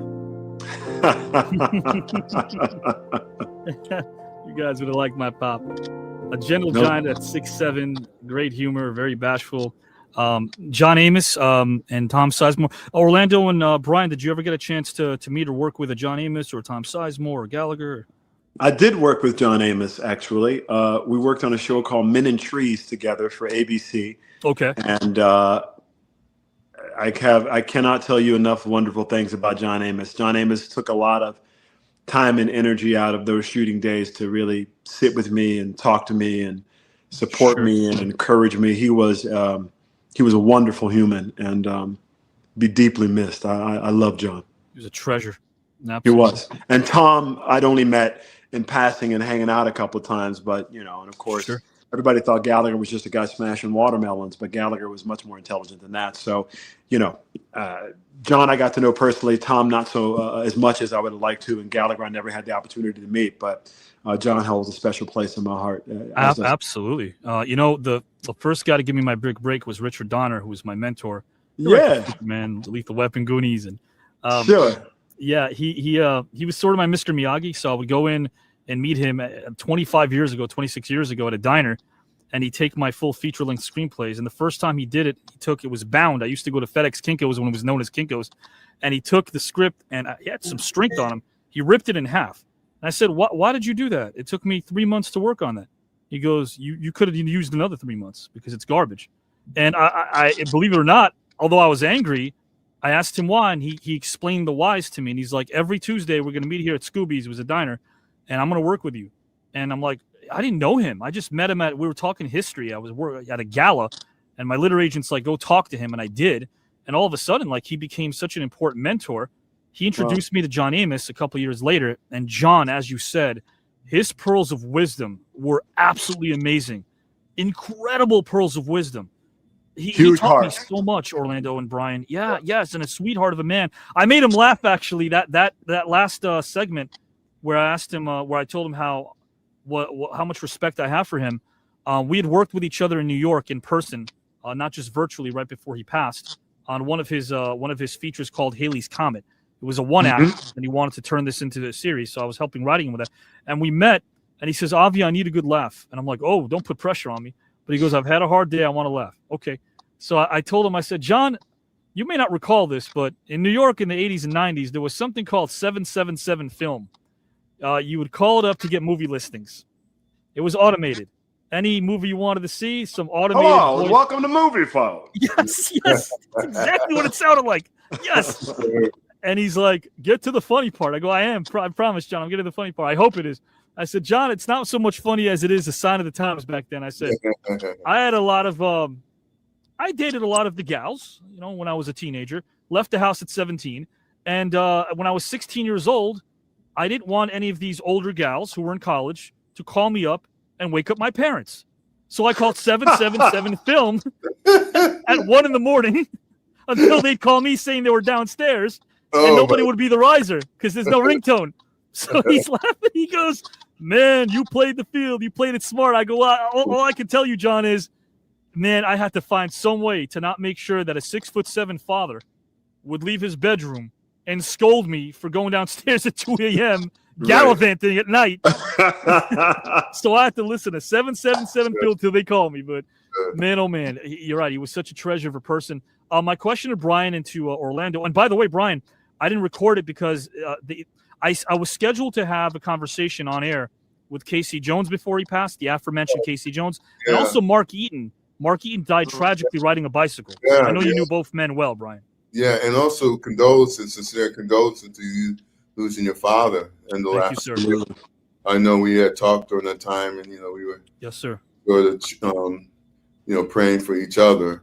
And so my feelings and condolences to you for your loss of your great father. Thank you, sir. And you're a hero for what you do for a very special person in your life that you've been there for every step of the way. When he passed away, we went from thinking that he's going to have a new pacemaker that can give him another 5 or 6 years to hearing 2 days before he passed that he was going to pass. And so did he. So he went from having hope, thinking this pacemaker might help him. It didn't, because his heart, liver, and kidneys were all shutting down, and that's game over at that point. Total shutdown, right? So nothing's working. He's sitting there in the hospital bed, not saying a word, not selling any of this stuff. And my show was on Saturday night. He's like, listen, I've never seen your shows. I don't have Wi-Fi or internet, but I'll watch the show tonight. Can't remember who was on that show, but he goes, I'll watch your show that night for the first time and tell you what I think. I go, Pop, I'm not leaving your side. Like, you've got it. They say you've got a day left. I'm going to be right here every step of the way. He goes, no, you're going to go and you're going to do a show and I'll watch on your mom's phone. She's got internet. She got Wi-Fi. I'll watch on her phone and I'll tell you what I think. I said, all right, Pop. And it took me a while to even consider it. And as I was about to, walk out the hospital room, he summons me with his big old fingers and says, come here. And I'm thinking, some more pearls of knowledge. I'm going to soak it all in. And I lean over to him and I say, yes, Pop. He goes, Avi? I go, yeah. He goes, give me some of that water. Give me some of that water. With so much tension in the room, and he even 24 hours before he passed, he wanted to make the room laugh. Right. Orlando and Brian, is there any family member you can think of that reminds you of that? Someone who had levity no matter what, could always light up a room. Who comes to mind, guys? Who comes to mind? My great-grandfather, McKinley Cowan, Bud Klein, as he liked to be called. And my grandmother, Zeola Ransford. Those two, no matter what, found a way to put a smile in the room and remind you that it was all going to be okay. So, yeah, they were everything for me. That was really cool. And, even like when you were younger, simpler times, right, Orlando? Like you had a neighbor named Chad, and you guys in this creek in your backyard. You'd swim there, catch the tadpoles and the minnows with breadcrumbs. And I got to Hollywood on that crazy story. Brian, this is a crazy story. So I meet this producer. His name was Paul Aaron. He was a wonderful, wonderful man. And he was at my college, and I used to cut the public speaking class all the time because previously in high school, I just won the national championship. So I was like, easy A, right? So my teacher, little Shirley Robinson, she said, you know what? You better bring your little black butt to class or I'm going to fail you. I'm not playing with you. And I said, yes, ma'am. Okay. So I come to class. This guy, Paul Aaron, is there. Sure. I have nothing prepared for this man. Yeah. And she says, get on stage. You don't prepare anyway. I don't want to hear it. Right now. Wow. I go get on stage and I say, I'm going to tell you guys a story.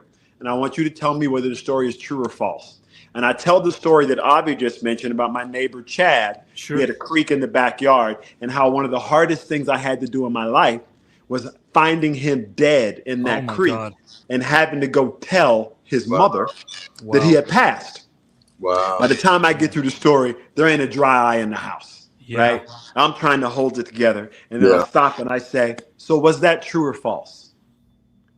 And Paul Aaron looks at me and he goes, wait a minute. That wasn't a real story? And I go, I mean, there is a guy named Chad and we don't live next door to each other. But I ain't find nobody dead in a creek. Right. And Paul Aaron goes, kid, you are a hell of an actor. And he sat me down. And he said, you don't even need a handshake. You got the power of story in you. Listen, I didn't know that's what it was. I was just doing what my dad and my uncles did.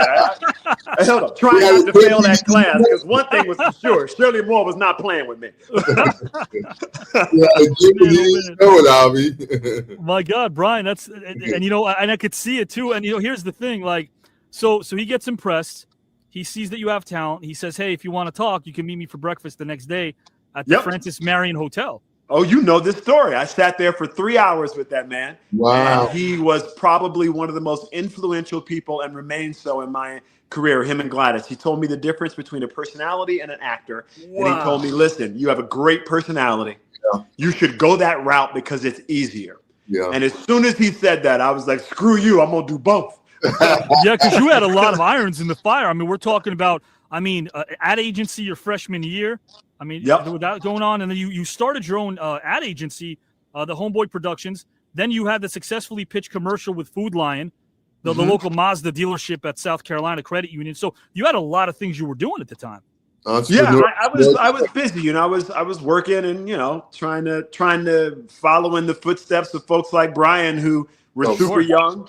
No, I'm for real, Brian. You understand, right? You understand. I like to shoot jump shots and penetrate. My father's a basketball coach. Right. Yeah, right. So, all right. So I'm watching a guy that is going against everything that everybody else is doing. That's right. In you, right? Yeah. Right? My coach is telling me, don't settle for that shot. Right. Get to the rack. Right. And I'm saying, because I'm watching ABA games. Yeah. But if I can hit it and the guy going to leave me alone in the corner. Yes.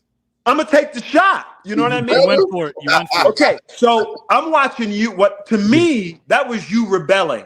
It might not have been for you, but I'm a kid. Well, right? was rebelling for me because I can remember the late Lou Carnesecca. It's true. Oh wow, yeah. My rookie year, I'd come down, pull up the jumper at mid-range, not the 3, but close enough. And he's like, timeout. That's not a good shot. And I look at him like, that's like a layup to me, coach. What you talking about? Straight up. Straight up. Dude. Sorry. Dude, I could shoot the lights out 19 to 18 in, and at the time, that's where the 3-point was. Right. So I was stroking it from there, right? Wow. Didn't matter if I was fading left or right. That didn't matter at all. I get in the air, you got a problem. So for me, I saw in you the rebel, right? Who I wanted to be, somebody who was playing the game their own way, right? That's amazing. Really? So that's why when Avi told me I was going to talk to you, I was like, oh my goodness. Yeah. Like, I was legit hyped. Because when I did the ABA movie, again, I watched so much footage of you. You don't even understand. Man. Yeah. So when I say that you were an inspiration to me to fight my own way, to try and forge my own path. Yeah. And it's interesting. I was at Burbank Film Festival with my friend Isai Morales this past weekend, and Quentin Tarantino was being honored. And they did a retrospective of him with the Hollywood Reporter from Quentin's first movie, Reservoir Dogs, to Once Upon a Time in Hollywood. And my major takeaway from that was Quentin saying, I did it my way. It wasn't the scripts like other people. I didn't shoot it that way. I did everything my way. When they told me, don't cast the has-been John Travolta, I said, no, I'm still doing it, right? You know what I mean? And for me, guys like you showed me that I did not have to follow the tried and true path. That's amazing. That's beautiful. You were truly an inspiration, man. I mean that from my soul, for real. Touches my heart, man. It's really beautiful. does, and Brian, that's you, man. I mean, knowing you for these last 4 years as I have, you really are inspirational, my friend. And getting to know Orlando now, I could say the same thing about. How could you not? Like, talk about taking a negative situation and turning it into a positive. Like, there's the Return of Swamp thing. Okay, doesn't work out. You get flown out to LA afterwards. There's another role that they have in mind for you. And while you're there, you call up Paul Aaron, who you just met recently. You call him up. Exactly. He introduces you to Irwin Stuff, who later is the executive producer of The Matrix and Austin Powers. And all of a sudden he asks you. Irwin Stuff still runs 3 Arts Entertainment, That's easily the most powerful entertainment management company in town. Yeah, easily. Yeah, absolutely. So I love how you equated the 3-point shot as an opportunity to do something without hesitating or thinking twice about it. Do it. 100%. What Brian was doing was talked about in basketball circles as 100% a no-no. It was get to the rack. Feed it to the big man. Feed the pick and roll. Cut. Nobody was saying the defense is sagging. I can hit this 17, 18-footer to the end of time. Sure. That's a good shot. Yeah. And nobody was also doing it the way Orlando was. What those stories I described, for me, they serve a purpose because they kind of interweave Brian's journey as well. Orlando did it his way. And for all you youngsters out there, don't listen to that voice in the head over you that says, no, do not listen to it. It's a liar. It's going to prevent you from doing something that you feel like you're maybe meant to do. And if you keep listening to that voice, guess what? The only guarantee in life is that nothing will happen. Nothing will happen. That's breaking the rule. If you stick to the rules, you will live a life of mediocrity. Amen. You must Amen break the rules in order to achieve greatness. And you must be willing to fall flat on your face and fail and get back up and keep going for it. Because if you're not willing to fail, then it ain't going to work anyway. It's not going to work out. And I guarantee you those words mean a lot to me because I'm going to keep betting on the New York Knicks till I die. I promise you. I'm gonna never, even though I failed many a times and it hurt my bank account, I'm going to keep betting on the Knicks.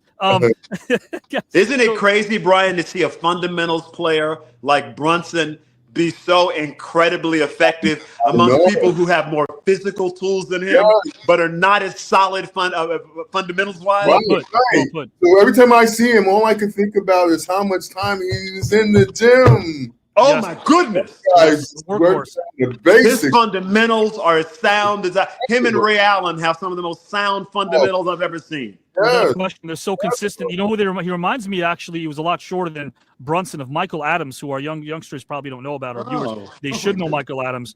He had that same work ethic, and if you watched his stroke, it looked the same way it did from 1985 to 1995. Mr. Consistent, 5'9". Nobody thought he could get into the league and become an all-star, and he did. But yeah, guys and gals, all-star lineup, Mr. Brian Taylor, Mr. Orlando Jones are both here. We're going to delve into topic number 2, but very quickly, this is We've had levity already. I know we had. This is going to be a super, super quick game. Orlando already played it, so he's not going to do it again. I got something else that's quick for him. He played I'd Pay. Brian, you've never played the game I'd Pay. I'm going to give you a trio of options, and you let me know which ones you would pay for to see and why, Brian. They're all wacky options. They're meant to be wacky. It's the levity portion of the segment. And then for Orlando, I got a game called More Underrated. So, Orlando, which of the following do you think are more underrated and why? Hole-in-the-wall coffee shops, restaurants named Food and Stuff, or diners simply named Eats? Diners simply named Eat. Underrated because usually somebody who makes a diner called Eat is in there cooking, burning it up for real. Because you know what I mean? Like, they ain't trying to give you no fancy French name. They ain't trying to kill you with butter and cream. They're like, I'm going to get in this kitchen and burn. Come in here and eat. So that's why I like those spots. You got a menu with 3 items: breakfast, lunch, and dinner, and you can eat one of them. And I ain't asked you what you wanted. This is what we got. Sit down, eat. I picture like the screenwriter me pictures like this amazing 2 a.m. journey in New Mexico where someone played by Rico perhaps is driving because he's like a nomad or and the letter of Eats is gone. It's just hanging. The neon lights. There's one letter left. T. That's it. It was once Eats and now it's T. I'm going to that place because they probably serve some of the best food ever. Brian Taylor, I got a trio of options for you, my friend. Which would you pay for to see and why? If you had to pay to see the following, we won't do all of these. We'll do a couple. Which would you pay for to see and why? Rocky Balboa as a neurosurgeon, Seinfeld as a correctional officer, or Rambo the talk show host? Rambo the talk show host. I'd pay to see that. Wouldn't be a lot of talking, but I pay to see it. And you know what's great, Brian? You're a busy guy. You can watch it while it's muted, or even while it's not muted. It'll give you the same effect. It won't bother you either way. Won't distract you from anything. I like that. We got another one for Orlando, guys. This is called More Underrated, of course, from Mr. Orlando Jones. He already played I'd Pay. Which do you think is more underrated and why? Of the following: unicycles, lawnmowers that dislike lawns, or 95-year-old women having fun in the mosh pit of a Metallica concert? Oh, 95-year-old woman having fun in the mosh pit in the Metallica concert. That's easy. They have more fun because old people don't care. No. Okay? They don't care a little bit, not even kind of, sort of. So that old lady in there throwing bows, you mess around and get yacked up in there with that old woman. And then what you gonna do? Hit somebody grandma? No, you ain't. No, you ain't. Right. And you got to admit it. You got to admit she earned it, man. 95 years, why not? Let that lady be free. Let her be free. I like that. Listen, I just saw Ashley Judd in the beach talking about, I got water in my crotch. I'm finna do a handstand because I don't care. I don't care. I was like, Ashley Judd is an older lady now. She don't care at all. Hey, do you? Why not? Exactly. At that point, I love her. I love her. I love she's great. She really is. This is Brian Taylor right now, guys. Orlando Jones giving us some amazing illustrations here for these topics. Brian as well. Brian, which would you pay for to see and why of the following? Hannibal Lecter is a cast member of 90210, Big Bird the Bounty Hunter, or Conan the Librarian? Conan the Librarian. Brian. Brian, I pitched this to Amazon Prime, this very show that got picked up for 6 episodes, and they said to me, we're going to pay you per segment. They're paying me more for this game than anything else. Would you believe that? Really? I got paid to come up with these. I love it. I love it. The dream. It's the dream, man. I love it. So you're picking Conan the Librarian. I wouldn't want to have a book do as well. Now, Big Bird the Bounty Hunter. A lot of people don't know this, but he ran the streets of Sesame. Oh, that's real. That's real. Snuffleupagus was an assassin, real talk. You ain't never see him, but somebody was always dead. How you think Oscar wound up in that garbage can? He was hiding. Oh, right.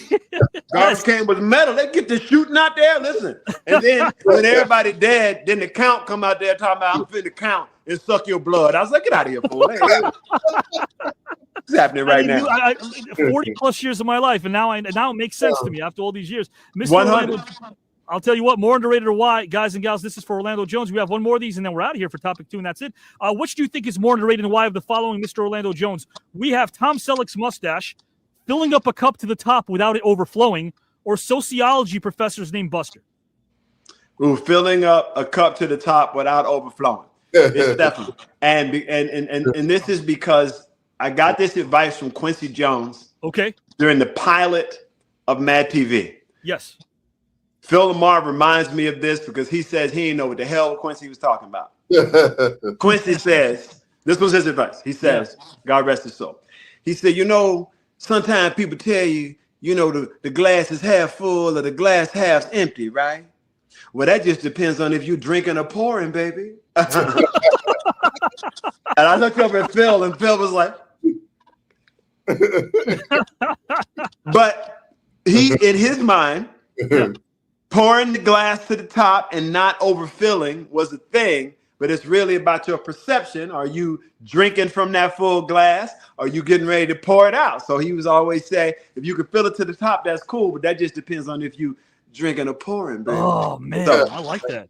listen, it took me a minute because I was like, Phil, I was like, I don't know what the fuck you talking about. Quincy Jones, I ain't finna say nothing. Finna get fired in here playing with you. I'm looking at Phil, he asking me. I'm like, No. yeah, man. I you guys choose are that just- only in memory of my man Quincy. I love it, man. I love But these Quincy stories. was a big basketball fan too.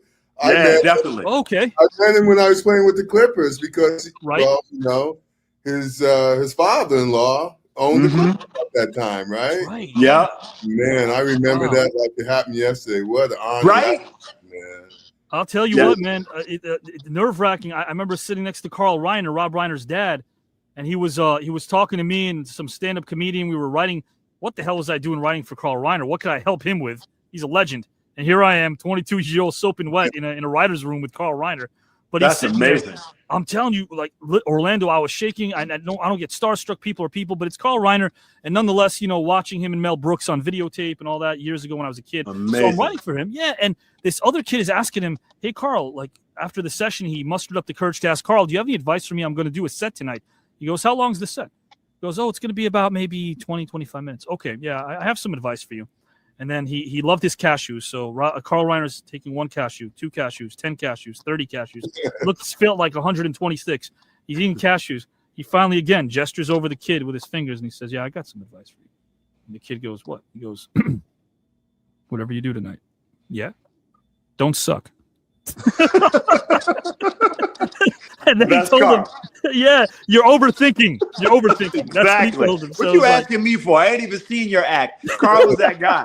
I worked with him on a show called Father of the Pride, which was the first 3D animated show on NBC. Right. So I spent a lot of time in recording booths hanging out and messing around with Carl, who I love that. Man, was the best. But that was him. He would mess with you. He was great. He was such an amazing guy that really, like, he knew that if you can somehow thaw out in his presence with his very dry humor, you were going to be obviously getting pearls of wisdom from him. He just needed to know. 100%. Yeah. 100%. That was Carl, man. And right now, guys, end of the game, topic number 2. We're going to get out of here right after this topic. This is our final one. I'm going to kick it over to Mr. Orlando Jones to start this one. It's called A Week in the Life.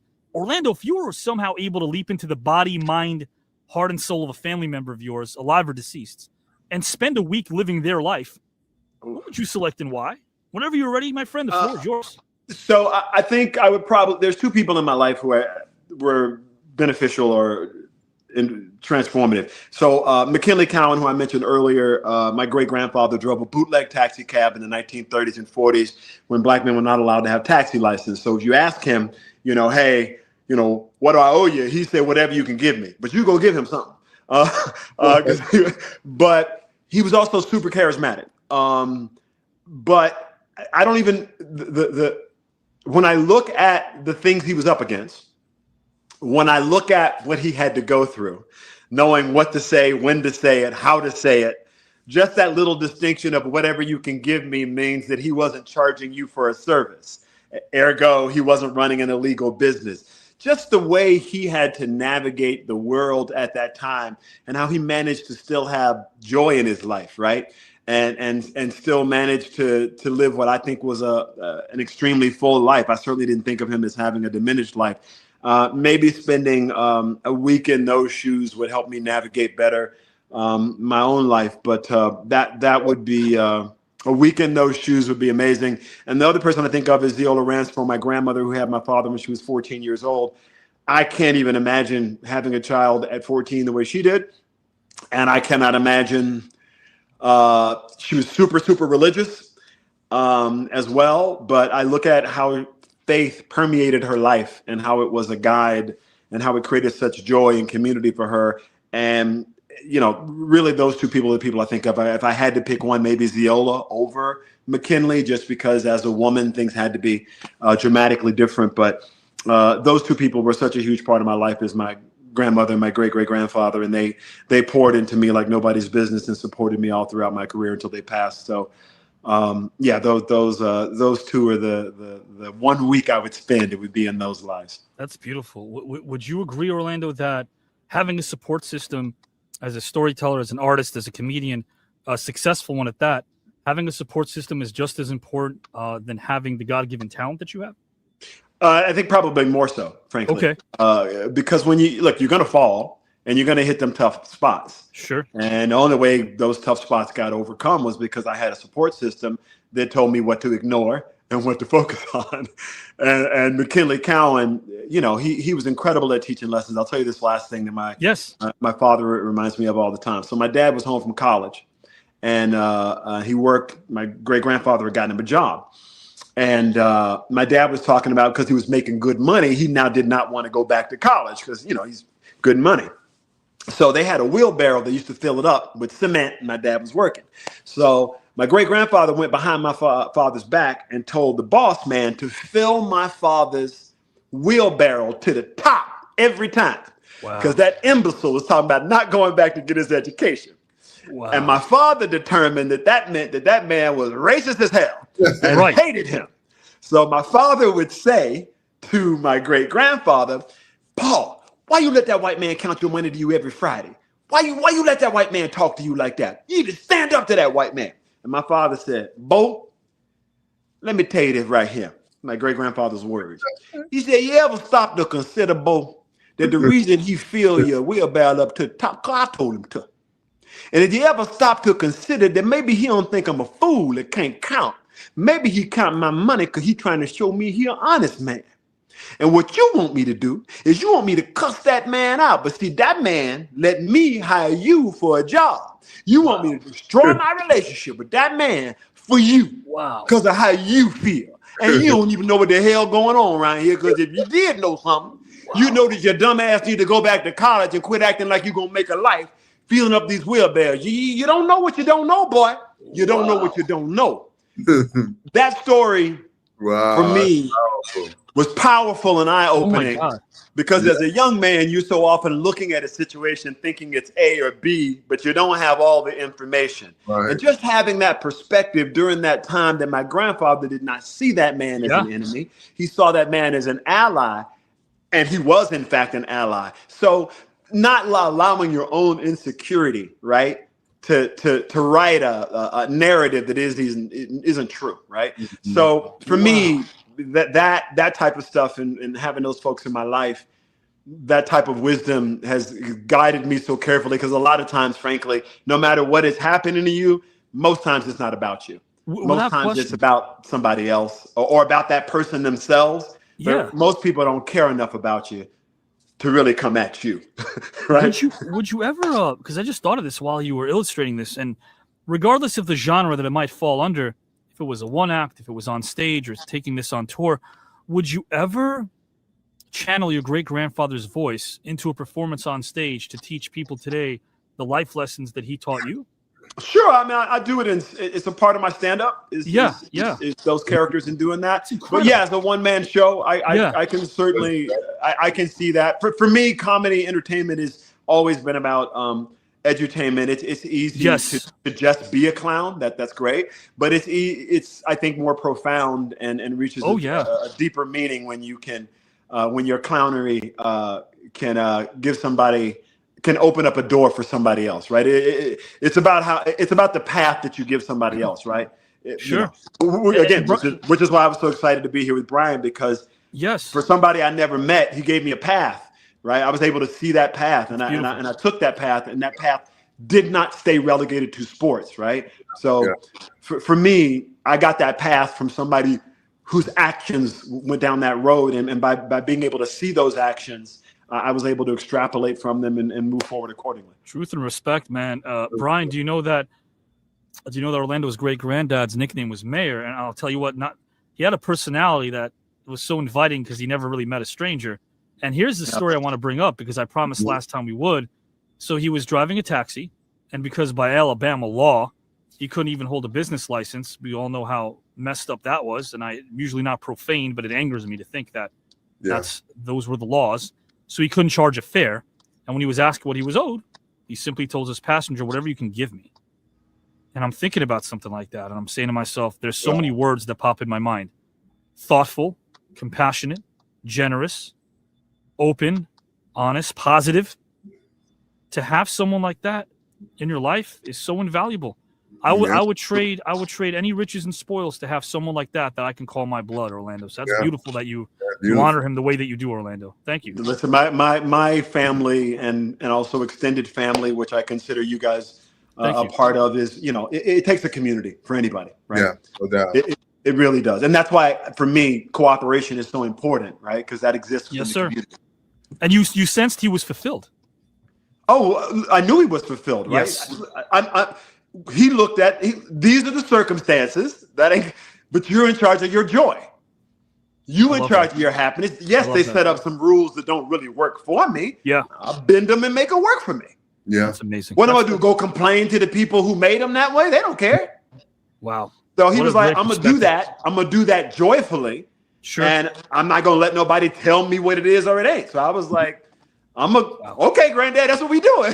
You know what I mean? I love that. I love that example, right? Again, you know, I mean, it was key. Man, appreciate you guys sharing all this. I want to hear what Brian got to say, though. And the man is teed up. Yeah, I was going to tell you right now. I could see that sparkle in Brian's eyes. He's about to hit a layup. I mean, a three-pointer. Same thing. Mr. Brian Taylor, if you were somehow able to leap into the body, mind, heart, and soul of a family member of yours, alive or deceased, and spend a week living their life, who would you select and why? Whenever you're ready, the floor is yours, good sir. All right, thank you for the opportunity. I chose my late father, and he wasn't famous. He wasn't a general. He was a Navy seaman. But to me, he was a leader, because leadership isn't always written in history books. It's written in the quiet courage of ordinary people who rise to extraordinary moments. The week before Saipan, my father lived on the edge of history. Every day was drills, discipline, and repetition.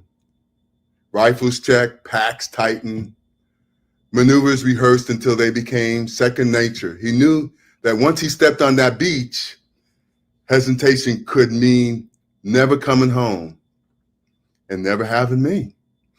And yet it wasn't just the body they prepared, he and his comrades in the Navy seamen.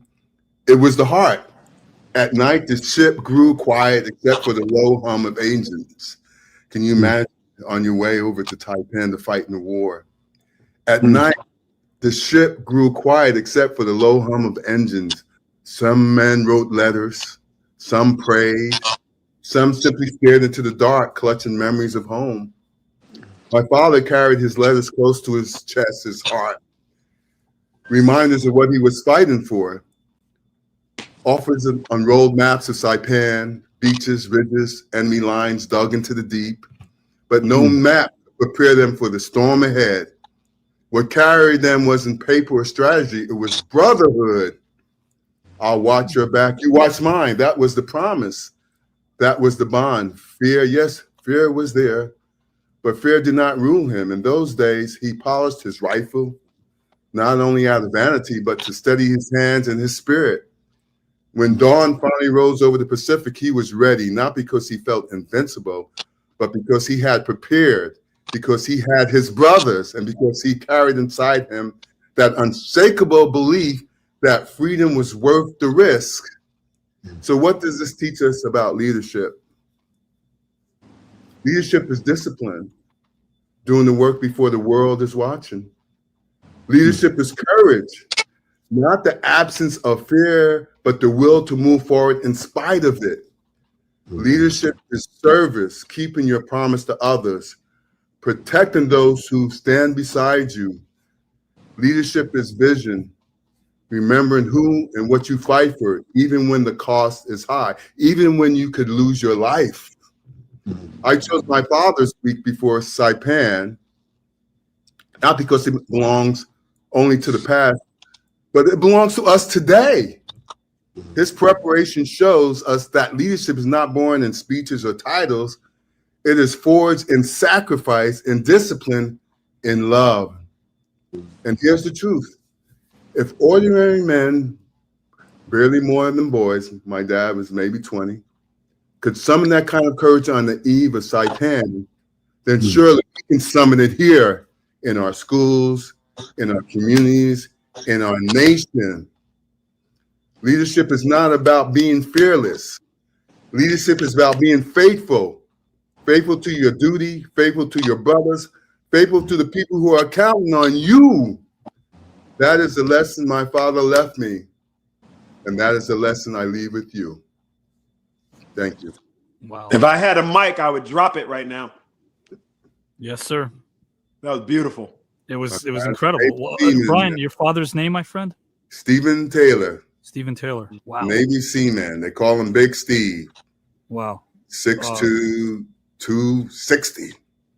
And it's funny, you know, my brother was that your brother Bruce, Brian? My brother Bruce, he played with the 49ers for, you know, like 10 years. And of course, you know, I had 10 years, both the ABA and the NBA. And then my brother, younger brother, Blake, was a star at Arizona State, went on to play overseas. Sure. And my cousin used to ask his father, he says, which one of those Taylor boys are the best athlete in the family? And he laughed. He said, Big Steve was better than all of them. So he never got the chance. You know, they didn't let brothers play back then. But that was Big Steve, the Navy Seaman. I think it's a beautiful story that you told us about your dad. I think like the story of fathers and sons is a story that never ends. And I want our viewers to know that when they think of Brian Taylor, the teacher and the ABA great, there's so much more. You brought up your father, but long before even the bright lights of the ABA or speeches at Ivy League commencements, you played baseball. Baseball was your passion. My first love, yeah. It was. And Bruce was the star-fast, strong, and respected athlete who dominated from the outfield, your brother. Yeah, Bruce. And then, yeah, but you did something that was masterful, I think. You watched the game. You started as a bat boy. And you watched all this greatness from the dugout. You observed and soaked in all this greatness. And you absorbed the rhythm of, I guess, the rhythm of teamwork and hustle and pride. And I heard from a lot of coaches who told me when they were riding the pine as players and didn't get a lot of minutes, they absorbed much more than even the superstar players could, because it was reactionary. When you're on the court, you're reacting to the defense. You're reacting to the play that your coach is designing. And then when you're on the bench, you're absorbing everything. Yes. Yeah. And the greatest, it was Casey Jones who told me this. He goes, the greatest opportunity I had was to not log heavy minutes for Boston when they had John Havlicek, Bill Russell, Sam Jones, all the greats that were there, Frank Ramsey. I got to watch the greats. Yeah. All-star player, but he said I got to watch the greats play. Right. And I just thought of that. I thought of how you were able to watch all the greats, your brother, your father, everyone that means something to you from afar, and then you applied that, and with your skill set included as well, you became a great player who was destined to always become a great human being, because you were observing people with patience and respecting their journey. You're respecting other people's journey. You still do, and like I respect Orlando's journey. Right. And it's really big fan of his, and it's just beautiful that you were able to, you know, bring us together. What I teach the kids today is, you know, goes further than listen and learn. Now is watch and learn. Watch and learn. Kids nowadays, they think they know it all, but I just give them a few tips. Just listen and learn, and watch and learn. Watch and learn. That's right. I like that. Watch and learn. You know what? Man, I'm going to play that. That's a pretty cool thing. Right now, guys, we're going to wish Orlando and, of course, Mr. Brian Taylor, wish them adieu. I do have, why not? It's round 2. That means I got another tribute video for them. They're going to like this. This is actually set to their images of their career. I think they'll enjoy this one before we get out of here. I do want to ask a question, though, maybe to Orlando and to Brian. How come clairvoyants never win the lottery? Listen, I've been trying to figure it out for a meeting. I remember when Latoya Jackson got into that domestic violence case. I was like, you should have known he was going to swing. Yeah, you should have ducked as soon as he came in the room. How did you not know that? That's what I'm saying. I was talking about how I dated someone, Brian, in Orlando when I was a kid, and I remember her specifically. She was about 4 years older than me, and I broke up with her. This is a true story, but I put it into my set years later. I broke up with her because she rationed her toothpaste, and the last 10% of toothpaste lasted about as long as the first 90 because she had to get that last squeeze. She had to get the last squeeze of the toothpaste, and I couldn't stand it. I'm like, get rid of it. Buy another 99-cent toothpaste. I got to ask you guys a question. Did you go for the last squeeze, or do you chuck it and get a new one? I'm last squeeze, family. Last squeeze, okay. I roll it. You know what I'm saying? Me too, admittedly. I got old people's voices in my head, but don't you waste that toothpaste. Cut that toothpaste open and run your finger through the center and get that left off. You know they made it like this, so you were wasted. You know that's why they made it. I'm like, I don't really think that's why they made it like that, Mom. Oh, man. I'll tell you what, though. I got my comeuppance because years later, another girlfriend broke up with me for not having the patience to wait for 2 minutes because I didn't follow microwave instructions. I had to pull that sucker at a minute 55. I don't know why I couldn't wait 5 more. It's like you can't. I don't want to wait for the. I don't want it to tell me when to pull it out. I can't. It can't last the full 2 minutes. A minute 59, maybe 58 is a stretch. But I got to pull it out every single time. Guys, Brian Taylor, Orlando. Anything you'd like to tell each other before we bid all of us to do, all one another? Go ahead, please. Thank you for having me, Avi, and absolutely thank you for connecting me with one of my childhood heroes in Brian Taylor and getting an opportunity to not only hear about his life, but to speak to him and hang out and debate. This is a blessing for me. And Brian, thank you, man, for all that you do and all that you've done. And I hope we get a chance to break bread at some point in the near future. And to all the viewers and listeners, thank you for all your support over the years. And let's keep on marching. Yeah, keep on marching. I'd just like to say, Avi, thank you for this opportunity, for having faith in me that I would come through for you. Thank you. I shared with you, the struggles of the prior year, but I'm back in business, and I'm really grateful that you hadn't given up on me and never bringing me here today to meet Orlando. This man, it's a blessing from the Lord. So thank you for that. You're both dear friends, and you got to stay in touch, man. So this is what we got to do. We got to exchange the numbers. I can exchange numbers. Universal. Yeah, my number.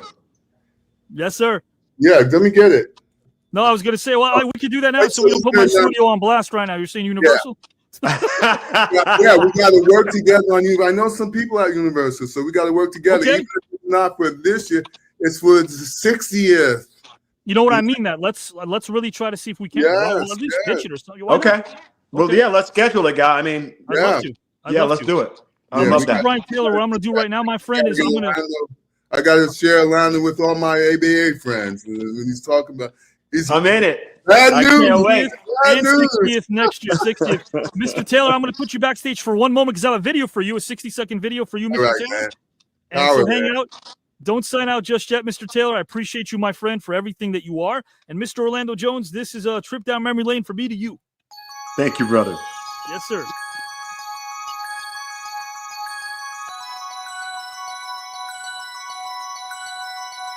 Yes, sir.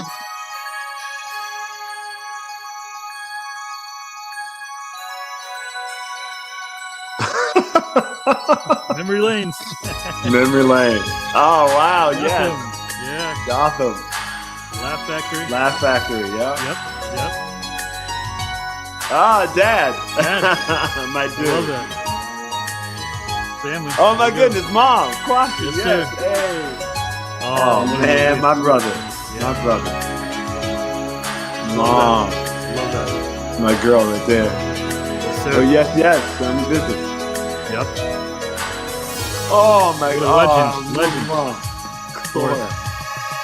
Awesome. That's it. Crispin. I love him. Mr. Fishburne. Again, brother. Yes, sir. Brother. Oh, Danny and Mike. So Danny forever, dude. Wow. Oh, look at me. Bedazzled. Kobe Hart. Harold Ramis. Oh, Brendan. Office Space. Ron Livingston. Absolutely. Yes, sir. Yeah. Oh, man. Real Ike Turner. Yes, sir. With me acting like Ike Turner. It's the St. Croix, baby. Yep.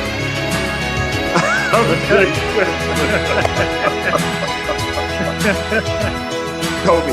Your Kobe, body man. work is incredible. Jay Leno. Oh my God, Thank you. it's Leno. It's Big Yeah. Len. Absolutely. Conan O'Brien. Oh, that's Conan the Gun. I'm wearing a gangster rock hat. Ed Griff, my Yeah. man. Oh. Clipper Franklin. Yes, sir. Replacements. Oh my goodness, Keanu and Brooke. That's so crazy. Yep. John Favreau. John and Michael. Yeah. Michael.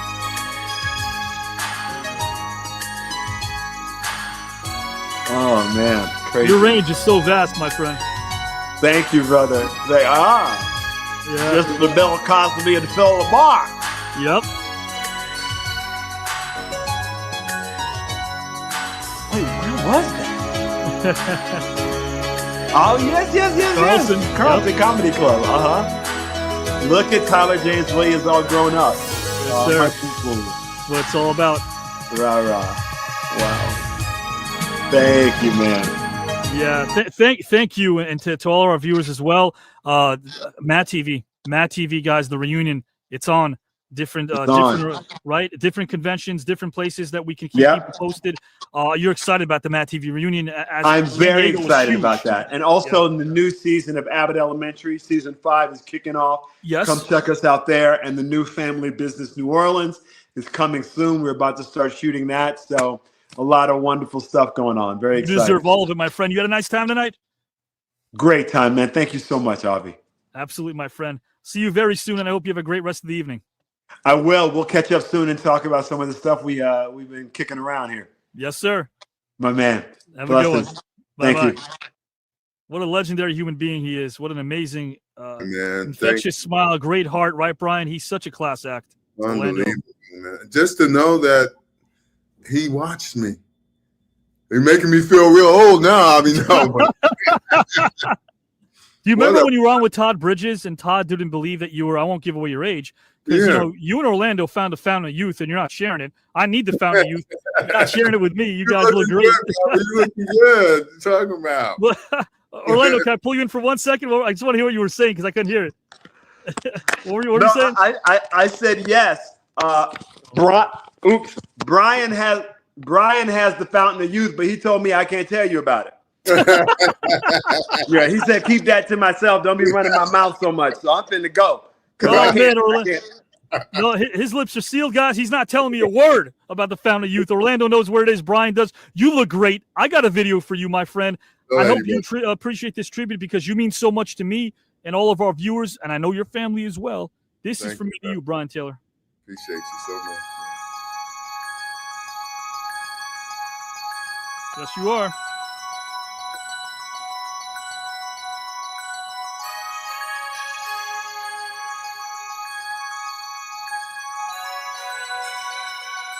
Wow.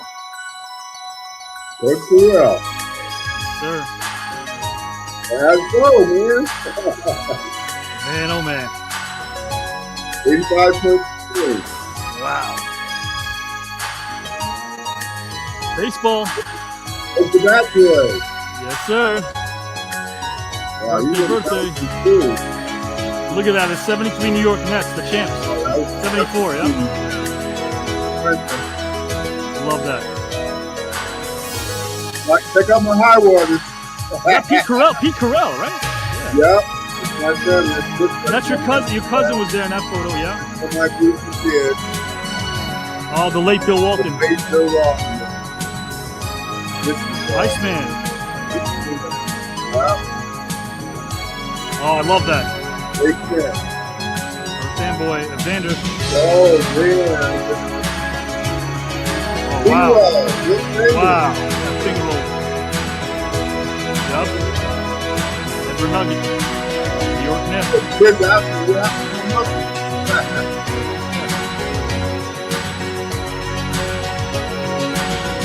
First Fanboys champion, Brian Taylor. It's all about. Amazing public speaker.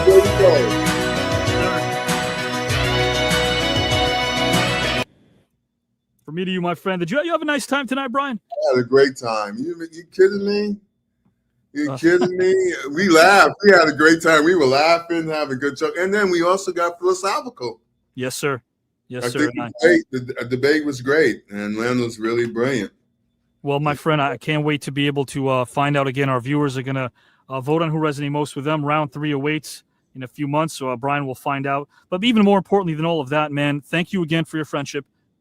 Thank you for your understanding. Thank you for being and I thank Pete Babcock for introducing us. What a great human being Pete Babcock Oh, yeah, I is. love Coach. I call him Coach, man. What a Do mentor. you? Okay. Yeah. Yeah, What I like a that. mentor, man. Yeah. Yeah, I'm glad he introduced the two of us. And again, listen, my prayers are always going to be with you and your family. I appreciate that, brother. Thank you for being you, and thank you for being such a very strong, important part of many people's lives. And you're a blessing to be around, my friend. I appreciate you, man. Much success. Keep it going. Whether I move on to the 3rd round, let's stay in touch, and the stuff we could do together. Absolutely. You know, I'm working on my memoirs now, from the projects to Perth Amboy to Princeton to the pros. So yeah, I want to definitely hear more about that. Absolutely. Yeah, I'm getting a lot of, I'm sharing a few chapters here and there, and people are really, really enjoying it. So I would be honored to be a part of that journey without question. Absolutely. Yeah. So keep up the great work, my friend. All right. Thank you, sir. Yeah. Blessings. Great evening. Yeah. Thanks for a great time too. Thank you too, Brian. All right. Bye-bye now. Brian Taylor, guys, legendary athlete, but a legendary human being. He's class personified, and I appreciate you guys being able to welcome him in Orlando and myself into your living rooms. And the last thought before I let you guys go, remember, if you're having a hard time laughing, offer up your humor to somebody else that needs it more than you do. If it's tough for you to try to find some way to smile, somebody else across the room might have a difficult time, even more so than you. Find it within yourself to find the moments in life that can transcend any era. Laughter, innocence, passion, and compassion. That's universal, and it's timeless. It's what makes us human. So thank you guys and gals and pals for being you. And now the floor belongs to all of you. Oh my gosh, man, what a night that was. It was amazing. It was beautiful. It was just electrifying. Can you believe how great they were together? It truly is. They come as strangers and they leave as friends here. They were immaculate. They were meant to be on the screen together. It was incredible. I mean, it was powerful. I mean, all three of them, what Avi was able to bring, Brian was able to bring, what Orlando was able to bring in their interactions. It was just, it was phenomenal. So just hear all three of them talk. Giselle, your thoughts? I was blown. Woo. I love this combination, and both of them saying they were watching each other's work and they grew up watching each other. It's so good. And how Brian Taylor inspired Orlando Jones, even though they went into different fields. How he took that, what Brian Taylor did, what he saw in Brian Taylor, took that and turned it into his own comedic and screen career as a storyteller, as a comedian. That is beautiful. And then what's even more beautiful is he's able to express that to the person who means so much to him. That rarely happens. And only here. Only here. We would have never known. That's so beautiful. Such a great point, Giselle. And thank you for bringing that up, because it just reminded me that he said specifically, right, the three-pointer was such a controversial, kind of rebellious move.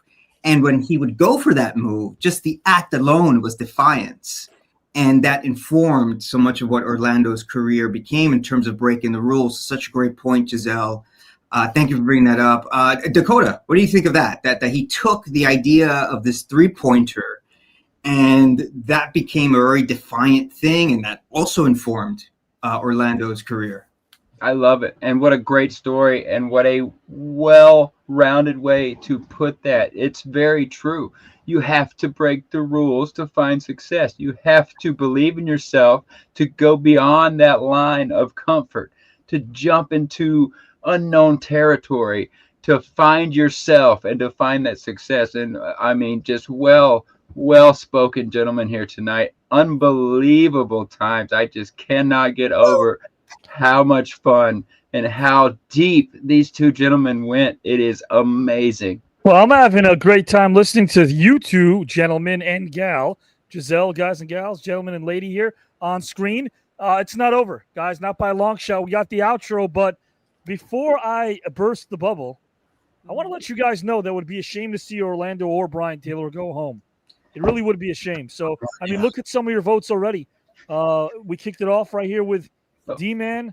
Guys, ready to vote. Yeah, he's ready to vote, of course, guys. D-Man is. And then Julio already did vote. I'm split tonight. I had Orlando on topic number 1, Brian on topic number 2. They both just really gave off such insight and inspiration tonight. Beautiful and blessed to experience tonight. Well, you know what, Julio? And to everybody else, we always tell you, vote, vote, vote. No. No need to vote because due to tech issues, Merle Hodge, guys, is eliminated from this tournament. But Brian Taylor and Orlando Jones will be returning. They will be in round number 3. They may not face each other. They may face each other. It's luck of the draw in round 3. We'll see who faces who. But at least we know between now and the end of 2025, they can breathe easy because Brian Taylor and Orlando Jones will have survived to round number 3. They will be here in 2026 for the 3rd round of the tournament. Dakota, Howard, and Giselle, are you happy to hear this bit of news? Absolutely. I mean, the tournament just got so much tougher with these two gentlemen here. Too well-spoken. And you can't tell who they're going to face, but another match with those, oh my gosh, could you imagine? They need their own show together. It's unbelievable, the connection that they have. I'm so happy that they're both moving on. I would love to see more of them together. Yes. I also don't want to see any of them depart earlier than they need to. I'm so excited they're both in round number 3. Yes. Oh, they deserve it. They absolutely deserve it. 100%. Yes, Chad, let's put them both in round 3. We did, Chad. They are both in round 3. So we all win. Yes. Absolutely. We all win. And after tonight, how can you not win? Yay! I'm so glad they are both moving on to round 3. I am too. Absolutely. They say that they watched each other growing up, and I relate with that from watching Orlando since I was young. And just an inspiring actor to go beyond the lines, and really dive into yourself. And they got to watch each other growing up. I got to watch them growing up. It's just a big round of life here. I love it.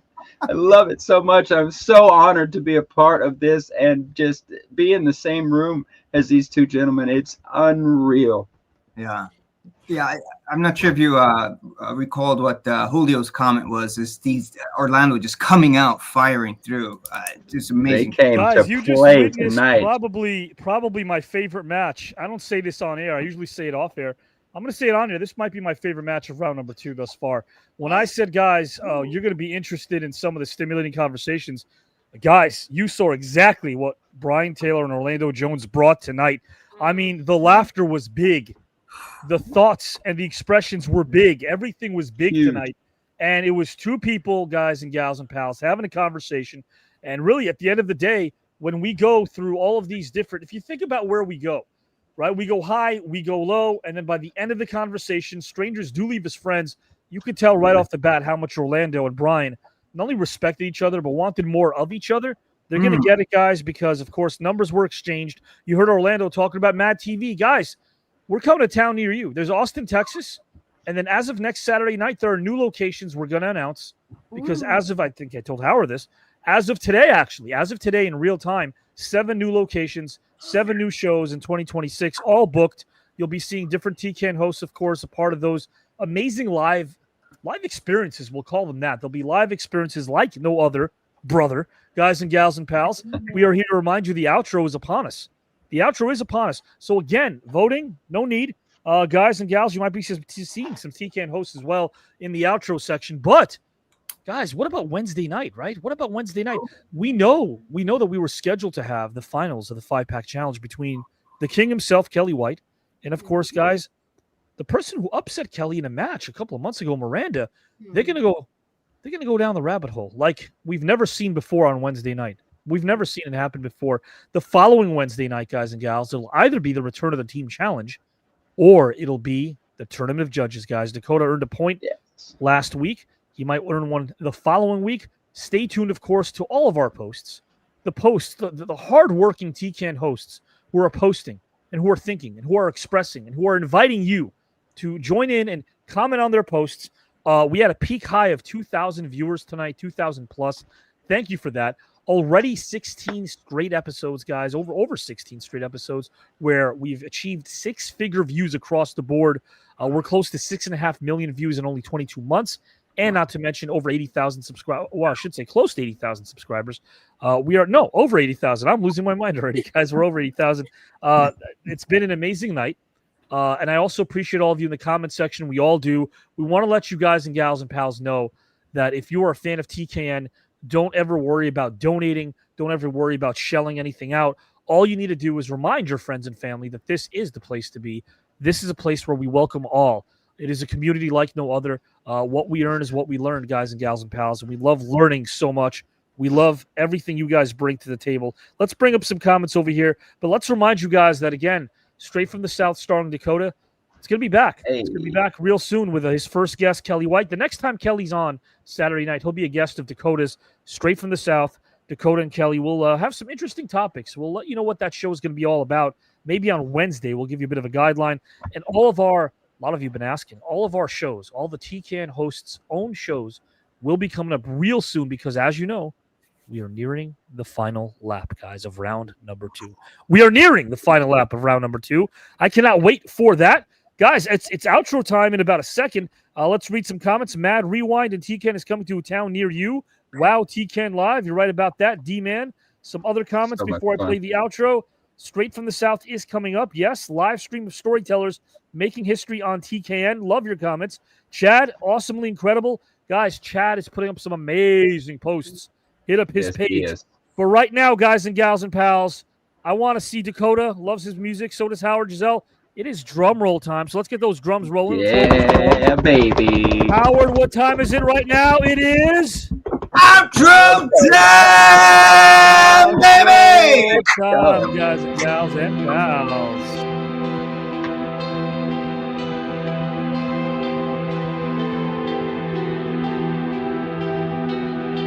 Obsession's going to be talent every time. You got all the talent in the world, but are you obsessed? Is it all you ever think about?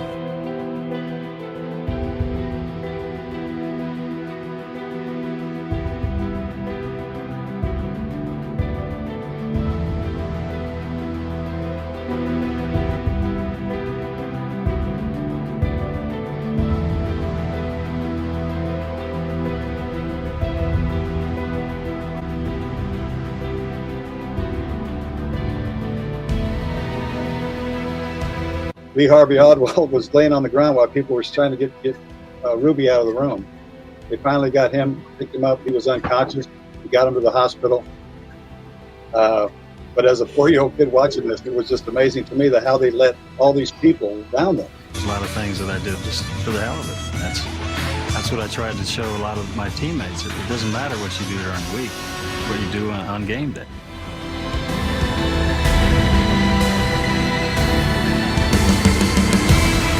They showed a film by Alain Resnais called Night and Fog, which is the most clear-eyed, subtle, reticent presentation of what the death camp experience was in World War II. He was stereotypically gay, and his only reason for being was for Eddie to trounce him and insult him. They said, "We can't make it funny." I said, "Really? Really? I can't think why."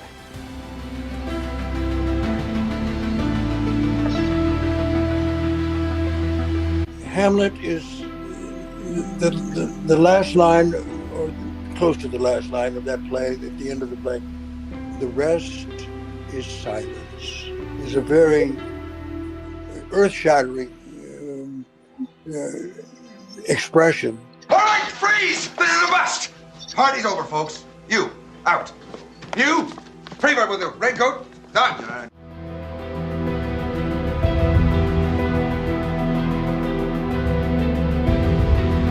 Unity. We're all humans. We need to start taking care of each other. And that starts with exactly what Aman just said. You got to learn to love yourself first. We have to learn to love ourselves first before we can effectively love any other human on this planet. And that's where it starts.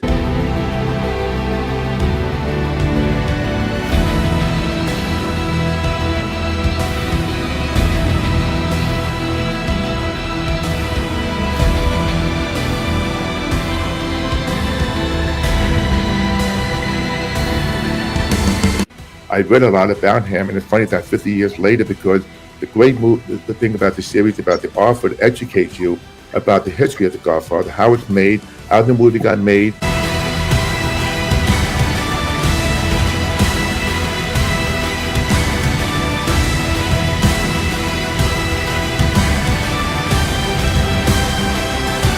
Walking through the way he gets to New York City, the whole thing, there's like moment after moment throughout that film that I think makes me laugh. And just having worked with Will, I was like so blessed to, like, lucky to work with him.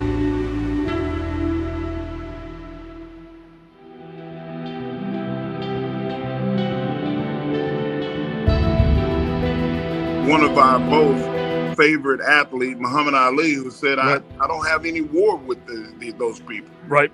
I have a war going on in America with me right now. In my opinion, the controversy, there's I don't know if there's ever been more controversy in sport than Ali not going to the Vietnam War and being drafted and going to prison during his prime years. So many people have forgotten about the Iran crisis. So many people have forgotten about that because it happened so long ago. Sure. And that's why I love doing shows like this, because those kind of things should never die. And I think that's when we started to see the beginning of the manipulation of news media. People have always asked me, why didn't you go to WWF when your brother went up there? Well, firstly, the way the company ended, I had a real problem with. And I'm the kind of person that likes to study things. I like to look at things and see for what they want. Even professional wrestling, I'm always, my mind is working like, what's behind certain things that I'm looking at? That's just how I'm built.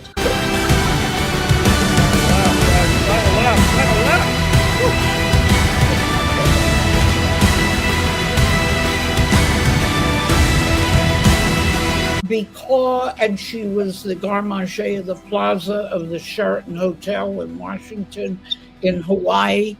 When you're in the kitchen, if that's your life, that is your life.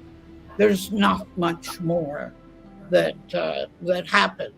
2 years more school, that he should be there, have that over you. And the answer is that we're out there looking for that. Looking for it. Okay. And we shouldn't. All right. We should marry our best friend.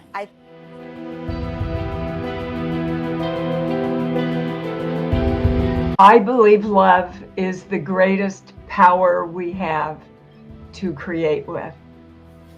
If you want something, love it more. When the first time I watched something, everything that happened goes, you go, oh my God, that's when I had that horrible stomach ache and barely could get to the set.